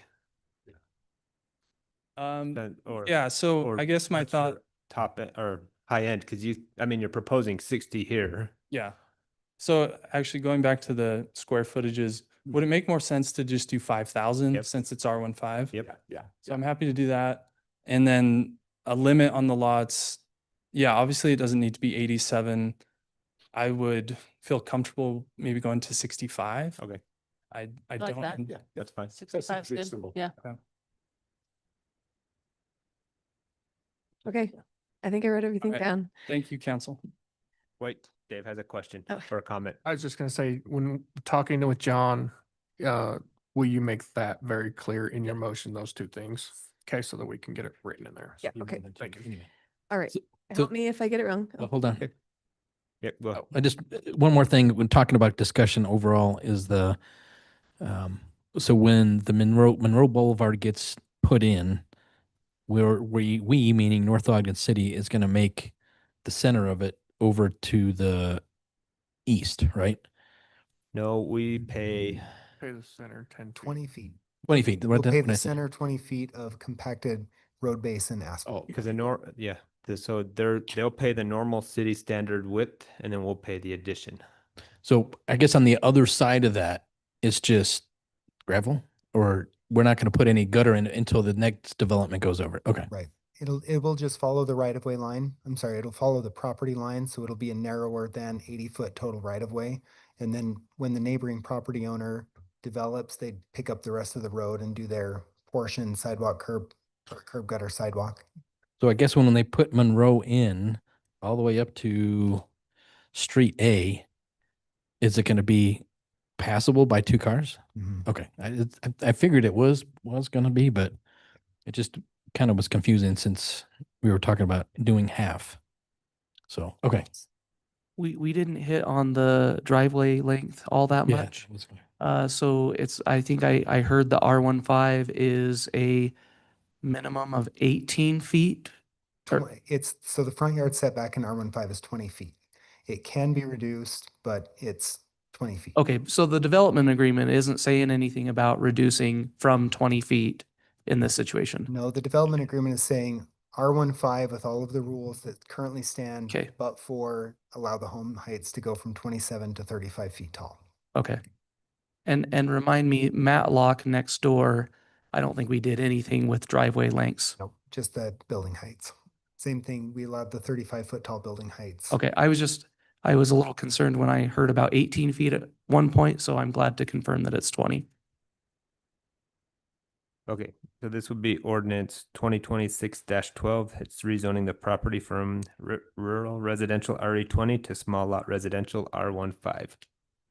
Mayor, I'd like to make a motion to approve ordinance 2026-12, rezoning the property at 715 East, 2100 North from rural residential RE20 to small lot residential zone R15 with stipulations in a development agreement, including a crosswalk donation of $10,000, a playground donation for Green Acres Elementary of $5,000, fence along Monroe, a 5,000 square foot minimum lot size, and a minimum of 65 units in this Maximum. property. Maximum.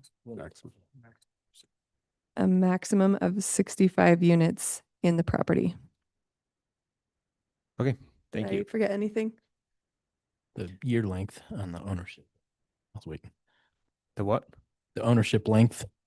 We didn't 5 talk years. about We that. didn't talk about it. I know. That's right. There's a comment about 5 year. Should we second that and Well, then we have a discuss it? motion on the, yeah. Okay, I'll second. Motion, and we have a second by Councilmember Pulver. So Any further discussion? go ahead. Well, I would just say on the ownership, I'm not saying it's impossible, but I am doubtful at the price point that these homes will be, that they will be gobbled up by investors and rented. Correct. They are going to be probably at least upwards of 600K or more is my guess. Yeah. So I would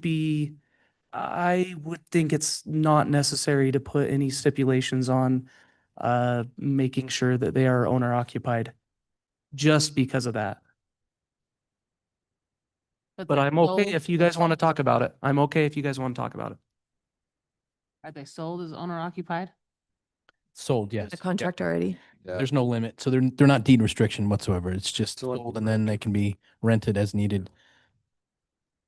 I mean, is anyone here aware of this type of size of home and development turning into some massive rental property? Single family. I don't see it. I don't see it. One thing that I didn't put in my mention in my motion was the trees. We got a head nod. Is that good enough, or do I need to include that? Trees are usually required with with landscaping. So I just double checked. R15 doesn't have a specific streetscape standard, and it says to follow our city standards, which only stipulate Washington Boulevard, Monroe, Mountain Road as clearly identified cross sections. Everywhere else in the city, there's not a standard street tree ordinance that requires trees every so many feet. So every R112, R110, R18, R15 subdivision we've approved for the last several decades has not had you must put a street tree in every 40 or 50 feet. So if you wanted it to be established, you would set it up right now in the development agreement. Well, and this is the issue I have is we've never required it. Right. And I mean, we just read in an ordinance that says we're a tree city. And so we're highly encourage planting trees, but where we've never required it before, it's Well, it sounded like the developer was willing to do that anyway, so maybe we're good. Well, we have a motion and a second, so we will vote on it. I don't want to muddy the waters, but I guess I will. On the donation for a crosswalk / flashing light system, and the 5K donation to the Green Acres PTO cause, should we have a timeline stipulation on that says developer must have that donated within 6 months or within 9 months or something, because it could kick off for a while if we don't, or what do you think? Probably prior to certificate of occupancy of so many units is how we often do those improvements, or you could do it at the time of recordation, so then it becomes part of the escrow in the subdivision. So whatever phase it's in, you could require it at that time. But what you're doing again, just to clarify, what we're doing is we're establishing a zone with some rules in addition to R15 on a piece of property. They still have to follow a full preliminary plat, pre-construction, build the thing, final plat to get to sale. So we could be on a fast timeline, you could be 18 months to 2 years before you really see any true construction happening. So it depends on when you want that to come, but really you're entitling a zone, not a specific project. Does Councilwoman Watson? Well, Yeah, I know can that I was make a a motion. So what Yep. you're saying is before they can even sell or build a lot, they have to meet all the items of the development agreement.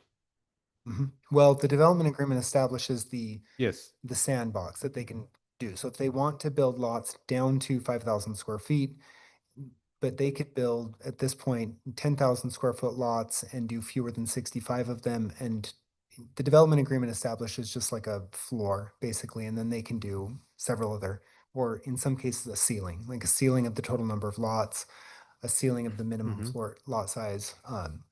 But they still have a lot of administrative portions of approval they can do. The planning commission will look at, but there's a lot of work for them to do to go back and create a true subdivision now from a concept plan. Well, I'm glad it wasn't me that motioned it, so I'm going to ask Councilwoman Watson if you would like to possibly amend your motion to add that the donation for the crosswalk / flashing lights of 10K and the 5K donation to the Green Acres PTO is donated before the first certificate of occupancy of any homes. I like that idea and I can definitely do that. But another question I have is what happens if this development doesn't happen at all, or we don't have the certificate of occupancy of the first unit for another 5 years, and by then the playground is done? I wonder if we could make the playground be a donation to Green Acres or let's see, Green Acres Elementary or Green Acres Park. So of some kind, there's a playground being supported. Do you see what I'm saying? Our legal Yeah. counsel is not here, but can I word it that way? I think so. And, Okay. and you're right that development agreements run with the land. So if rodeo development were to sell the entitled piece of ground to another developer, the development agreement would transfer and retain or remain with the land until such time they go back and amend it. Same as we just did with the manufacturing to commercial rezone. But there is no guarantee that houses aren't put on the ground between 18 months and 10 years from now. Okay. So this is a little abnormal, but Taylor, would you like to answer this question? Maybe you could just save us any discussion on when you'd like to make these donations. Yeah, I think before certificate of occupancy makes perfect sense. So we're totally fine with that. Thank you. Okay, I'd like to amend my motion for the 5,000 playground donation to Green Acres Elementary. I'd like that to now refer to 5,000 playground donation to either Green Acres Elementary or Green Acres Park, whatever North Ogden City deems is most necessary at the time. And then I'd also like to amend that the donation of the sidewalk of $10,000, the crosswalk, excuse me, $10,000 donation, and the $5,000 playground donation stipulation is that this donation must happen before the certificate of occupancy of the first unit. Okay, we have an amendment. That was a long way. Still second. Still second by Councilmember Pulver. Okay, any other discussion? Okay, and before we vote, are you amendable to these terms before we vote on them all? Okay, all right, this is a roll call vote. Councilmember Watson. Yes. Councilmember Pulver. Yes. Councilmember Dowpaz. Yes. Councilmember Carney. Yes. And Councilmember Neighbor. Yes. All right, that motion passes unanimously.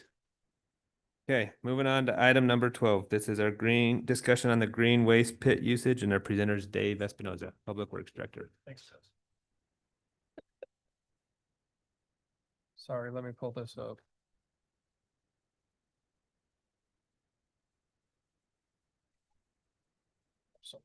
No pressure, John. I know. I told John, I was like, I don't know how he does it all this time. Oh, he does. He's Writing all the notes. he's good.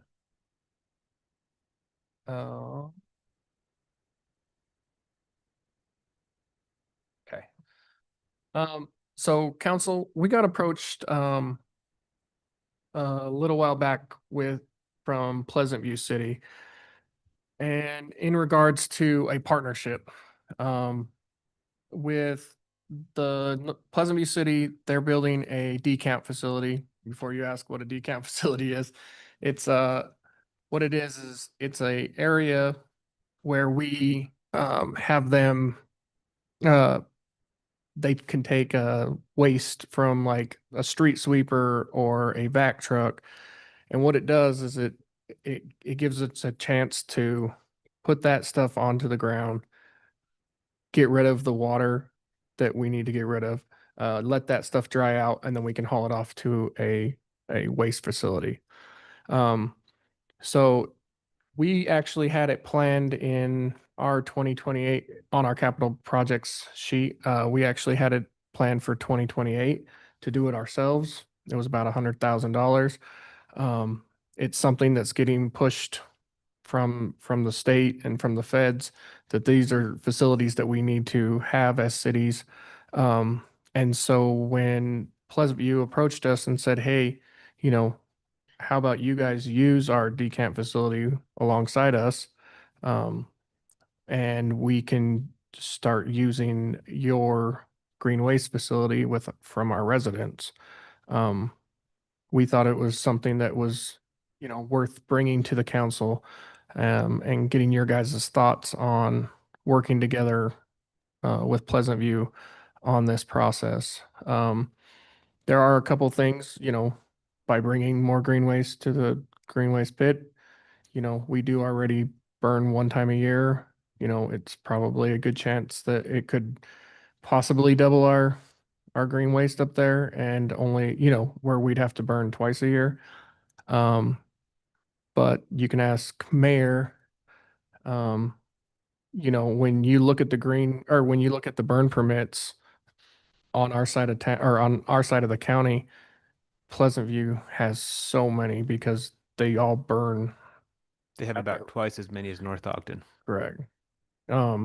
So we would be able to cut down on a lot, a lot more of those burn permits. The other thing we talked about is having a different cost for Pleasant View residents going to our green waste facility, to try to help minimize, the usage there. But, we thought it would be a good collaboration between the two. And again, we just kind of wanted your guys' thoughts on, or questions that you guys might have on doing something like this.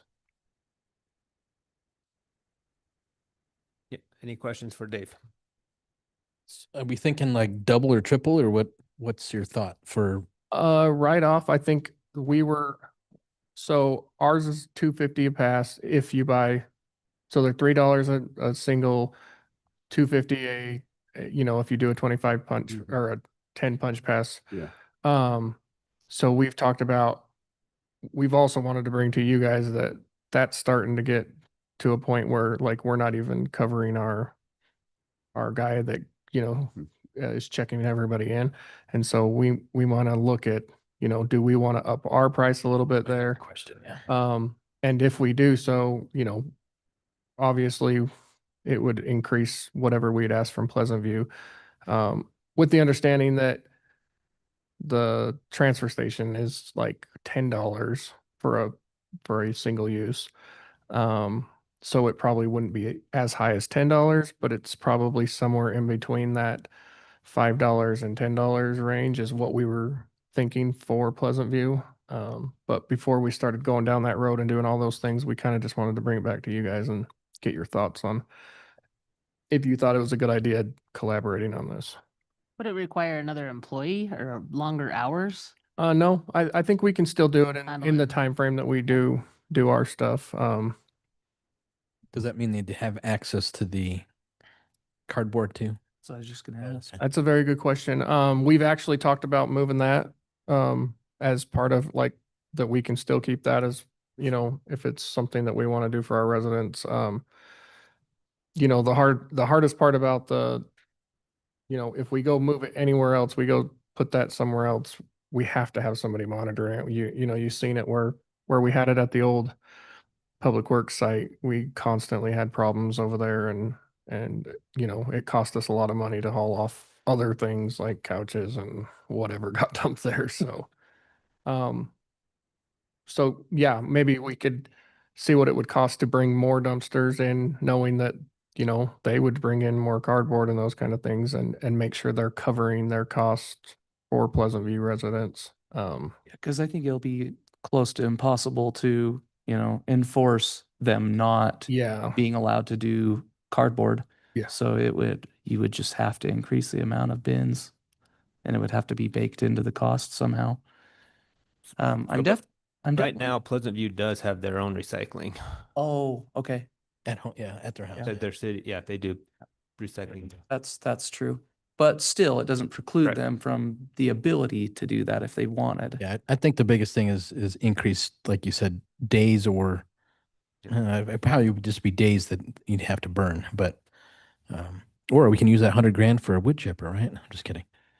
So one of the, and You didn't say no. I didn't say no. one of the, just to weigh in a little bit, one of the things I've kind of been talking with Mayor Gibson with Pleasant View and also Mayor Schuman from Harrisville, we're trying to find ways that we cannot duplicate efforts and we can kind of work together.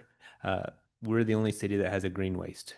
They're building it's a lot more than $100,000 It for is, their decant yeah, facility. theirs is twice It- the size of what we were looking at doing. And it's right down off of 2700 North on the north side of Pepsi, so it's not far from our city. So we're trying to find ways where we can work together as cities. And so if they're doing one thing, we're going to do something else. And then, trying to save all our citizens money. So I'm not opposed to saying we should charge them a little more, and I don't think we'll get that many of their residents actually utilizing it, a few of them here and there, but they still have to travel a ways to get to our facility. So, but we're just trying to find ways to work together. I think it's a good idea. It's just trying to figure out the cost and stuff like that, I think. And then, you know, the cons are more smoke. So, and I know the residents are like, hate that. The So cons for Pleasant View is they have to smell the decant facility. I mean, you're putting garbage on the ground. it's true. So I don't know. I floated that wood chipper as more of a joke, but Dave said, sure. I don't know. I mean, that's also a possibility too, because we always talked about that. So burning is happening this week and without fail. Delayed it, but It's like Oh, it got delayed. Yeah, Okay, because because of the inch and a rain. half of rain. Yeah. So without fail, yearly, we get major complaints from the residents that live right next door. That has a big impact on them. Health. Yeah. So, I think it would be reasonable to think towards doing wood chipping in the future, not immediately, but you reallocate the $100,000 that was planned for a decant facility. I have no idea how much a wood chipper is, but you reallocate it towards saving towards that. Maybe we won't have to do it. Maybe there will not be enough of an additional impact that we don't have to do it, but we're at least saving towards it in case the additional waste from, not waste, but green waste from Pleasant View, if it becomes a problem and becomes much more smoky during our burn.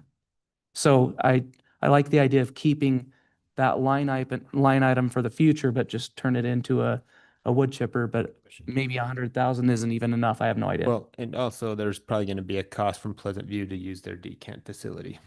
It's not just going to be free for us to use. I'm not sure how many millions they're spending on theirs, but there'll be a cost for us to utilize it. But it's more of a region. It'll be a regional asset, so we won't be the only ones partnering with Pleasant View. And it would be financially beneficial to us to use theirs and pay their fee than to just do our own for 100,000.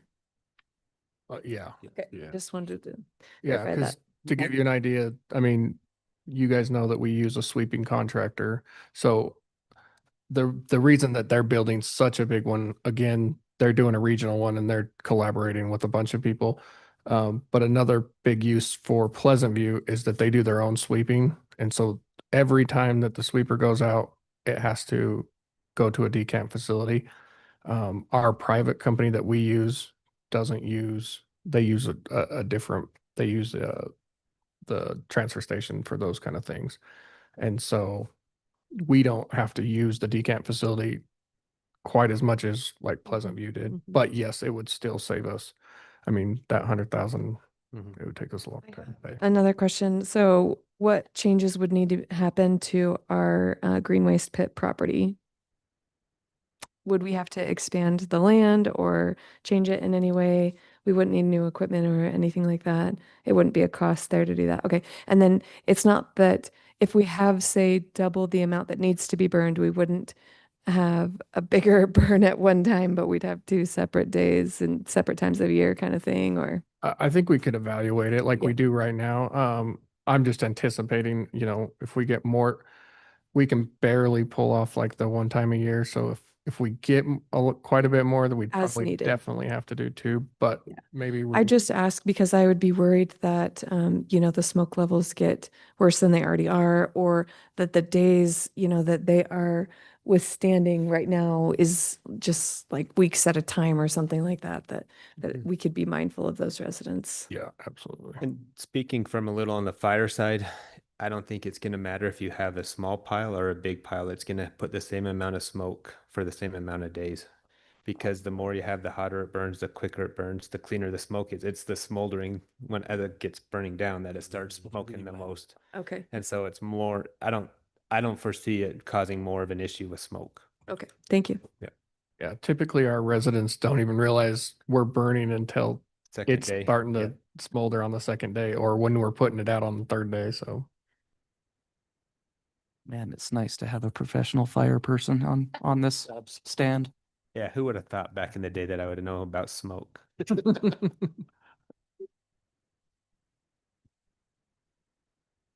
Okay, any other discussion? Not be looking for a motion to approve the usage of the green waste pit by Pleasant View City. So can we just, we haven't talked much about how much it would be. I don't want to increase the amount to North Ogden residents right now until we've evaluated actual costs and stuff. But can we just say for now in this approval that the Pleasant View resident access is double? So it would be $5 per trip. Whatever it would be, we could say $6 per individual or $5 if they're in a 10-piece punch pass. Would that be reasonable? Because then we just know that we're collecting more there, but we're not taking it way far up to be able to have access to their decant facility. Yep. Okay. I like that. But I don't want a motion. Actually, I will if I need to.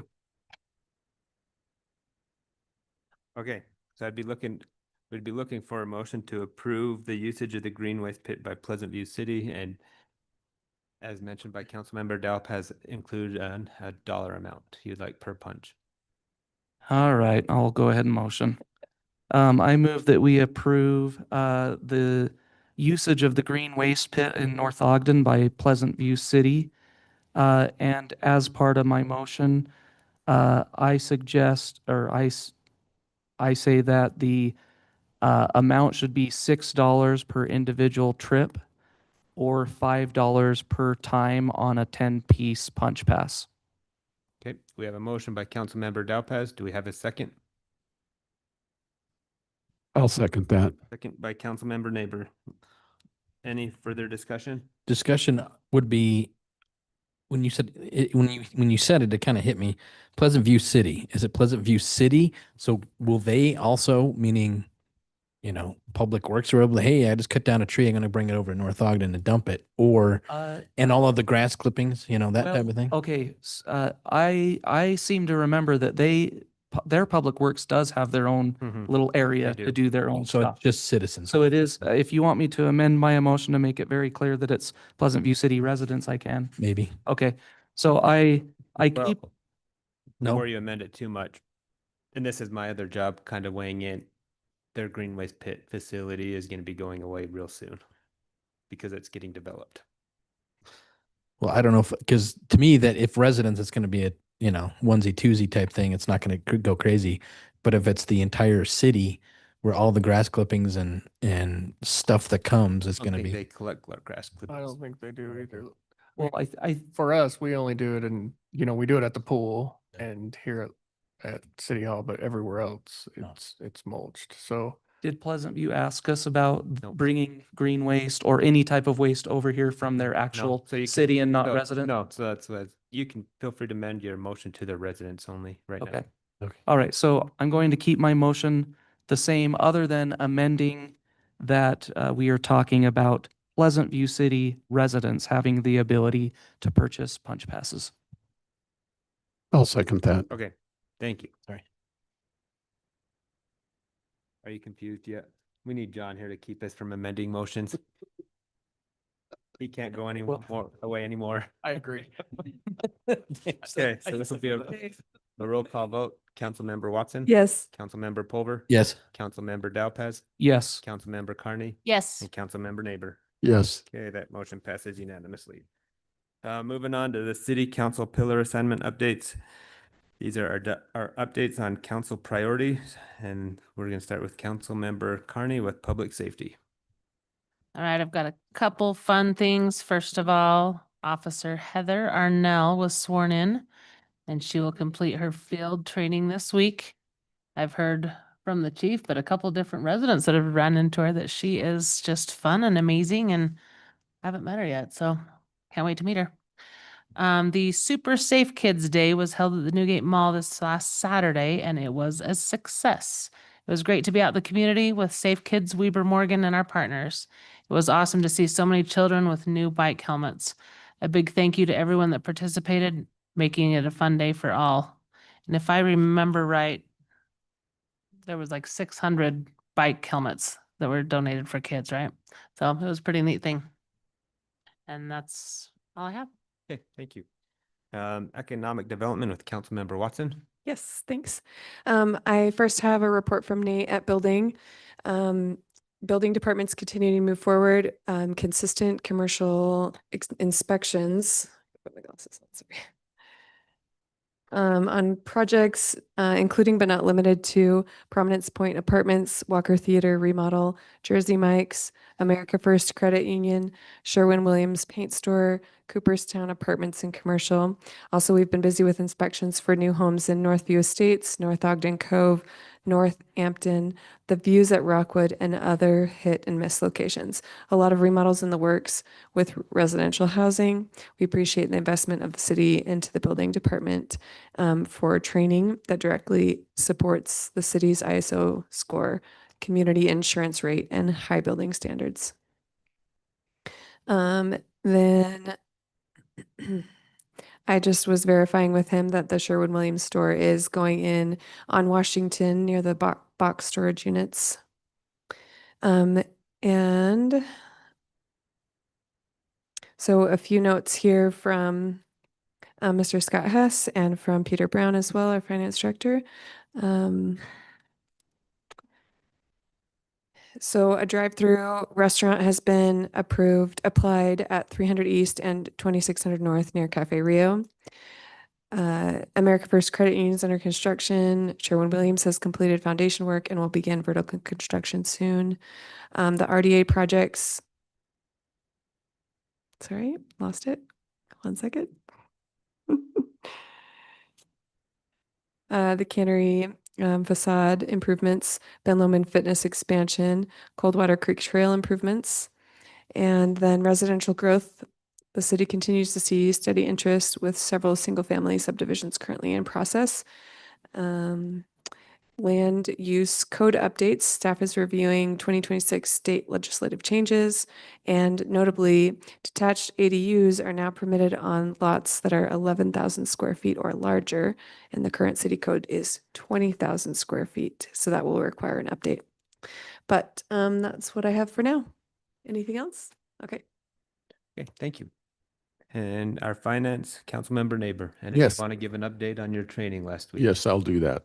So that'll be my last item. Absolutely. You bet. So I've been 90 days in office, and my primary objective is to become very familiar with the financial management system of the city. Previously, I reported that I had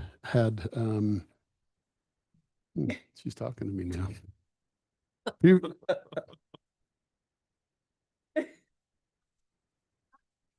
Oh, that's your iPad. Is that my iPad? Okay, here we go. Sorry about that. Previously, I had reported I had met with Peter Brown, with Casey Hunsaker, Bryce Nelson, Dave Espinosa, Katie Gerard. Those meetings went extremely well. It gave me a lot of information to help me understand and help out on the financial management pillar assignment. I continue to have monthly meetings with the finance team. And I want to just talk a little bit about the audit committee. Chris did an amazing job. I had never been to the audit committee, but we had some challenges there, and we have a plan of action that's going to help us provide financial statements in a more strategic and efficient manner. We've targeted December 1st to have those taken care of by then, which is going to be a lot earlier than this year. So we're going to strengthen that piece out tremendously. And then I just want to say thank you to John and the city of North Ogden for sending me to the Utah League of Cities and Towns. I was at training last week, and that was probably some of the most effective, interesting training I've ever been to in my career. And I guess we talked about, I mean, it's comforting to know that all other cities and towns have the same problems as us. Sometimes you think we are unique, but we're not that unique. I mean, we had topics on water management. We had topics on impact fees. We had training on transportation utility fees. And there was a lot of information on the truth in taxation process that we're dealing with right now. So just outstanding. And I would say going to that training helped prepare me in helping me in building our pillar for financial management. So So thank you for you guys too for suggesting that as well. So any questions? I'm open. But that kind of concludes my report if there's no questions. Okay, thank you. Okay, thank you. Okay, moving on to public comments. This is your time to come and make your comments. Again, state your name and whether you're a resident of North Ogden. Sandy Cochran, North Ogden. I just have a comment on the severing property discussion. I just want to remind you, the ones of you who were here then, when that was first discussed, I made a comment to the council that because someone on the council and some of the people in the audience had commented on storage units not being appealing to them in the city. And I reminded the council that they were the ones that approved all those townhouses going in that area and the, 480 some apartments that are going to be there. And those people, especially I know for sure in Prominence Point, that's like 600 and some homes there. They do not have anywhere to park a boat, to park a camper, to park a four-wheeler, to anything like that. And if you're gonna build those places and you want people to live there, they're entitled to have fun with their families also. And they need those storage units. And Chris, you said you doubted they would have any problem filling all of those. So you can't make comments that you don't like that kind of thing. If you don't like it, don't approve the need for them.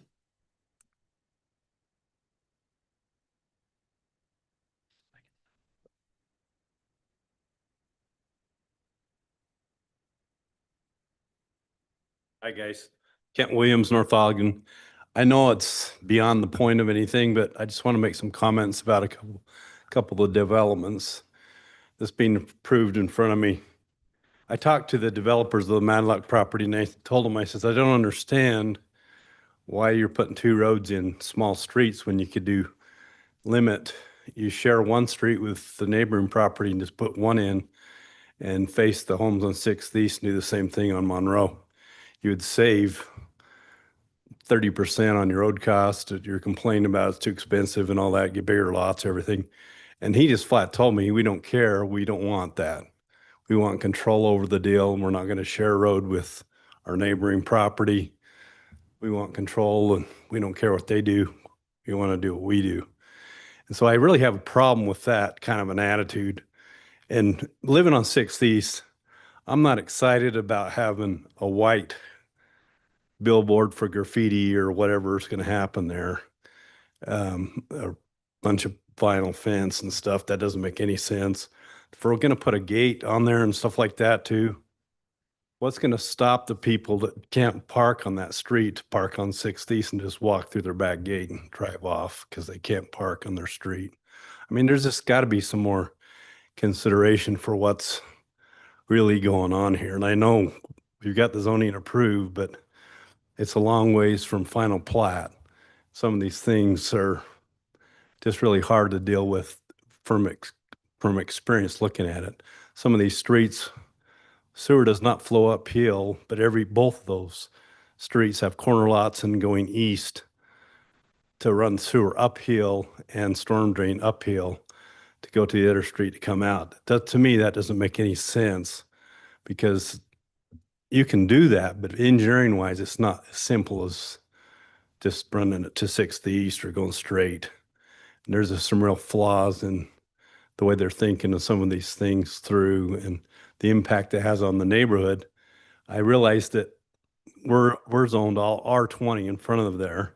I realize that's not going to happen, but some consideration should be that they're at least a quarter of the size of our lot or something. We don't get right now the proposal, I have 4 or 5,000 square foot houses in front of me that I'm going to look at the back of their house and a white fence.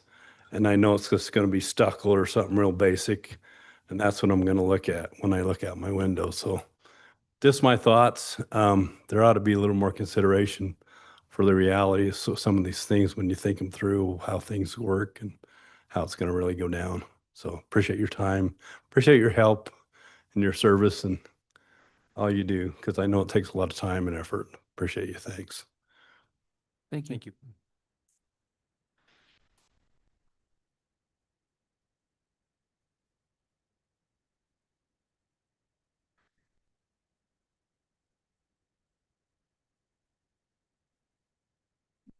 Gary Wangsgard, North Ogden resident. I'm just making a comment on the project at 1651 Washington Boulevard. So I understand that that's the intersection of 1700 and Washington Boulevard. As I look at that intersection, that's some of the prime development commercial property that we have left in North Ogden. You look at the other intersection on Washington Boulevard at 2600, that's pretty much taken. The rest of it going out on 2600 is limited. But that intersection right there is prime commercial development. And to have that put into some condominium pads, if you want to take a look at that, there are some condominium pads just south of where the Cinedome Theater used to be. You've got Reeve and Associates just across the street. You have those condominium pads. They basically build the building. You've got a garage door front, and then you've got kind of an occupancy space up at the top. It's not very attractive to be putting on one of your prime commercial development properties. What's it limited to? Well, you got upholstery shops in there. You've got maybe a couple of dance studios. It's not going to generate a whole lot of tax revenue. If you put in storage units, you indicated that storage unit rents do not create tax revenue. To me, I would take that prime commercial property and make sure businesses that are going in there are going to be businesses that bring tax revenue into North Ogden, because you don't have a whole lot of space left that's going to have that high traffic intersection. You really need to take a close look at that. You've got the theaters there, Walker Theaters. You've got the one business development on the southeast corner of 1700 in Washington. You've got the new gas station going in on the northwest corner. I mean, just that whole area there, I think, could be an explosive commercial development that you really ought to that you need to protect and make sure that you've got high tax revenue businesses going in there and not just a condominium storage facility or condominium place for a business that's not going to bring that much revenue to the city. So that's my comment. Thanks. Thank you.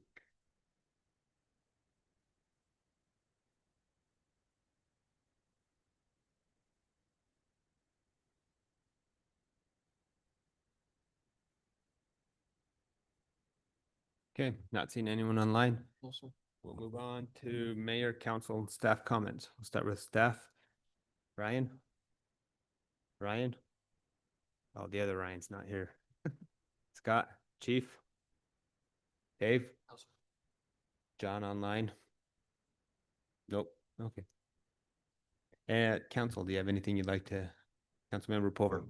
Just a shout out, she left, but Mindy, she really helped. I think Councilman Adele has mentioned that too.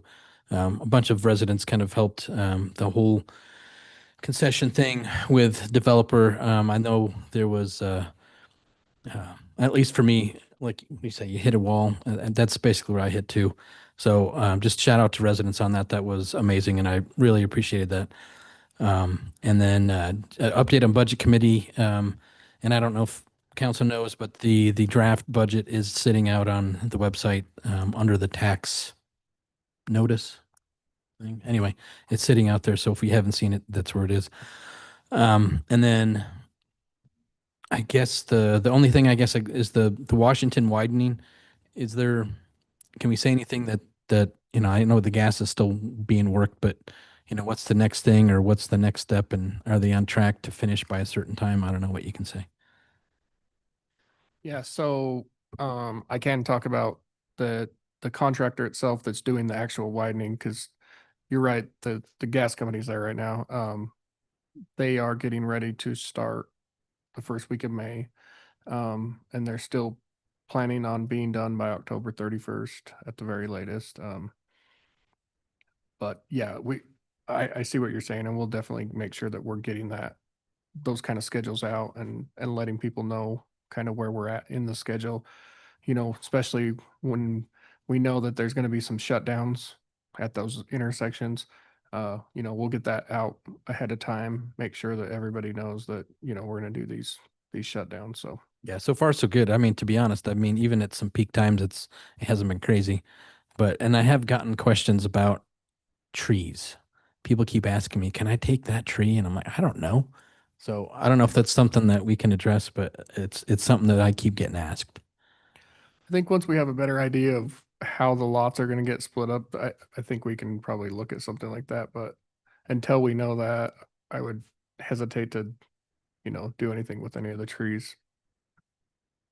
And not to mention the residents there probably want the trees up as long as possible.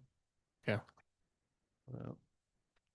For their niceness of their area. People are asking to take, they're asking, can I go uproot that tree and put it in my yard? Yep. Oh, cool. Oh, yeah. Sorry, Tim, I've missed you in the back. Do you have anything for us tonight? Okay. He's hiding back there. All right. Any other council comments? Okay, be looking for a motion to adjourn tonight. Motion to adjourn. Okay, our meeting's adjourned.